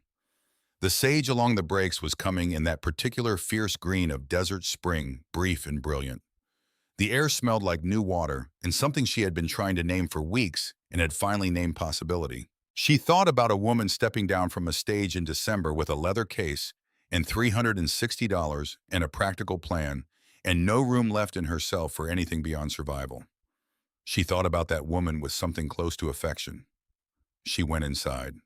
On that same April morning, after Brannick had ridden away and the charges had been filed and the desert was putting on its brief, brilliant spring, she went to the kitchen and took the leather case down from the shelf. Deputy relocated to the windowsill without complaint. She held the case in both hands for a moment. Then she set it on the table. She sat down. She looked at it. She opened the lid. Inside, nothing. Empty. An echo of what had been. She had expected this. She had been the one who emptied it. And still the sight of it produced something she had not quite anticipated. Not grief, not relief, something between the two. The feeling of a weight you have carried so long that when it is finally lifted, you are not simply lighter but also uncertain of your own balance. She sat with that for a moment. Then she thought about all the things that had come from the case. Not just the evidence, not just the federal charges and the water rights ruling and Silas's 16 counts. She thought about the letter Holt had written. I hope it gives you freedom, he had written. She thought about Warren gathering for 3 years from outside while Holt gathered from inside. She thought about Ruth Callender at the hotel table in January. She thought about Lily saying we without even noticing she'd said it. She thought about all of it, and she understood that the case had not merely contained evidence. It had contained everything that came after opening it. Cole came in from checking the horses. He saw her at the table with the open case in front of her. He came and stood beside her without speaking, not filling space with words, but filling it with presence, which was something different and better. They looked at the empty case together. "It's just a case now," she said. "Yes," he said. "When we make this official," she said.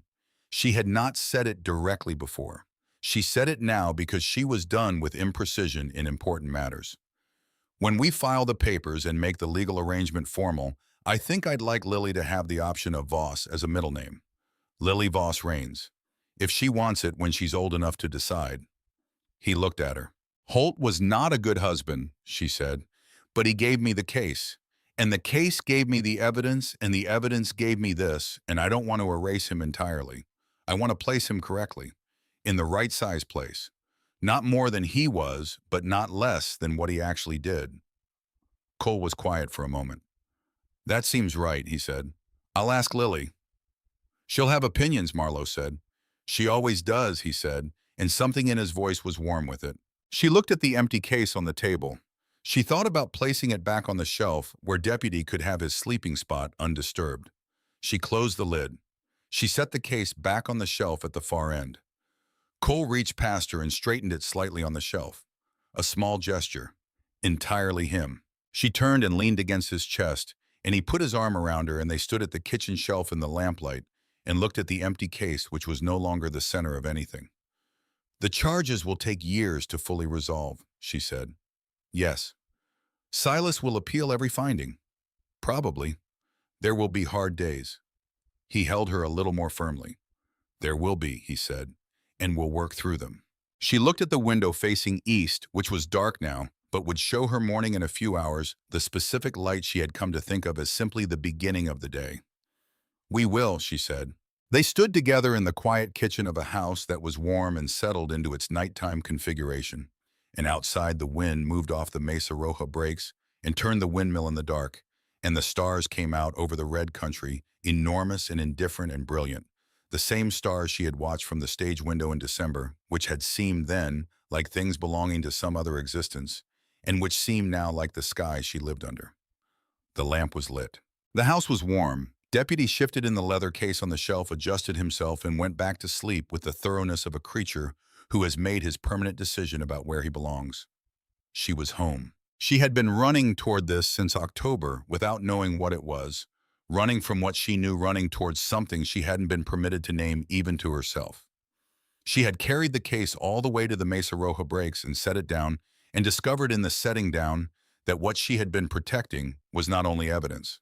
She had been protecting the possibility of this, and she had arrived.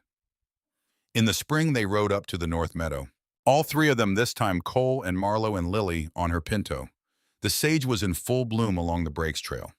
The sky was that deep, unambiguous blue that has no equivalent in flat country light. The blue of altitude and open space, and a sky that goes on without interruption until it becomes something else entirely. The meadow was greener than it had been in January. The grass had come in along the full length of the spring, new and thick, and the cottonwood stand was full-leafed, shaking silver in the late morning breeze. Lily ran ahead to crouch at the water's edge, her boots very close to getting wet, which was traditional, and Cole walked to the section of the east face where the fence work had been started and stood looking at it with the particular expression of a man assessing the progress of a thing he has planned for a very long time. Marlowe came and stood beside him. "The east line should be done by end of June," he said. "Delgado's nephew works fast." "He does," she said. "I checked the posts last week. The footings are solid." He looked at her. "You checked the posts." "I like to know the state of things," she said. He looked back at this fence line. Something in his expression was the thing she had been trying to find the exact word for since January, and she had finally settled on it. It was the expression of a man who has been alone for a very long time and has discovered almost accidentally that he is not alone anymore, and who has not yet finished understanding what that means but finds it entirely good. At the far end where the cottonwood stand thinned and the view opened south, she stopped. The ranch below looked like something she had been moving toward without knowing it. The same careful, maintained intention she had seen from Pacheco's wagon on her first December afternoon, the mended fencing, the orderly outbuildings, the windmill turning, with the patient steadiness of a thing built to last. It was the same ranch. She was not the same person who had ridden toward it in December. "Cole," she said. "Yes." She turned and looked at him. She had been thinking about this for months, arranging and rearranging the words because she was a woman who believed in precision and had learned that imprecision in important moments costs more than the discomfort of taking the time. But standing here in the North Meadow, with the spring running cold behind her and the enormous patient sky overhead, the words she had been arranging fell away entirely, and what came out was simply the truth. "I want you to know something," she said, "not as a practical report, not as a situation update. I want you to know it because it's true, and because I have spent a great deal of my life not saying true things out loud, and I have decided I am done with that." He waited. He was good at waiting. He had always been good at it. "I was afraid when I got off that stage," she said. "I was afraid of everything, of being wrong about you, of being wrong about this place, of wanting too much and then losing it, of making myself small again to fit inside something that didn't fit." She met his eyes. "I am not afraid of any of that anymore. I am standing on land I consider mine next to a man I have chosen, and I want you to know that the choosing was real. It was not practical arrangement. It was not the absence of alternatives. I have alternatives. I am aware of them. I am here because I am here by choice, because this is where I want to be." He looked at her for a long moment. "I know," he said. "I know you know," she said. I needed to say it anyway. He reached out and took her hand, simply, directly, the way he did everything, without ceremony, meaning it entirely. "You're more than workable," he said. She laughed. She could not help it. "Cole Raines," she said, "you have got to stop saying that." "It's the highest thing I know how to say," he said. "Then I will take it," she said, "as the highest thing." He lifted her hand and pressed it briefly to his lips. Not a grand gesture, not performed for anyone. Just a quiet and precise acknowledgement of the fact of her, and then he held on, and they stood at the edge of the North Meadow and looked at the land below and the sky above, and the country spread wide in every direction, enormous and patient and entirely theirs. Lily appeared at their shoulders. "If you're done," she said, with the serenity of a child who has been monitoring her parents' progress with the thoroughness she applied to everything important in her life. "The horses are getting into the cottonwood." Cole looked at his daughter. "Which horse?" he said. "Blanco," Lily said. "He's eating the low branches." "You know he does that." "I know he does that," Cole agreed. They walked back across the meadow, all three of them, and the horses, and the enormous patient sky overhead, and the spring ran clear behind them, and the sage was warm in the sun, and below, small and solid against the red earth, the ranch waited with its windmill turning and its east-facing window catching the light. Marlowe looked at it. She thought about the stage platform in December and the locked case and the letter that was honest in every single line. She thought about all the things the letter had not told her, and all the things she had found anyway, and how the unplanned things had turned out to be the things worth keeping. She thought about what it meant to arrive somewhere. Then she mounted her horse and turned toward home, and they rode back through the spring morning with the sage in the sky and the red earth spreading out wide around them, and she was not afraid of any of it. "Cole," she said. "Yes," he said. "We're going to be all right." He was quiet for a moment. He looked at the breaks and at the ranch below and at the enormous patient country that did not know any of them and did not need to. "I think so too," he said. Above them, the sky held its ancient patient blue. A red-tailed hawk turned slow and easy on the spring thermals, riding something invisible going nowhere in particular, entirely at home in the open air. They rode until the ranch came up to meet them. Then they went inside.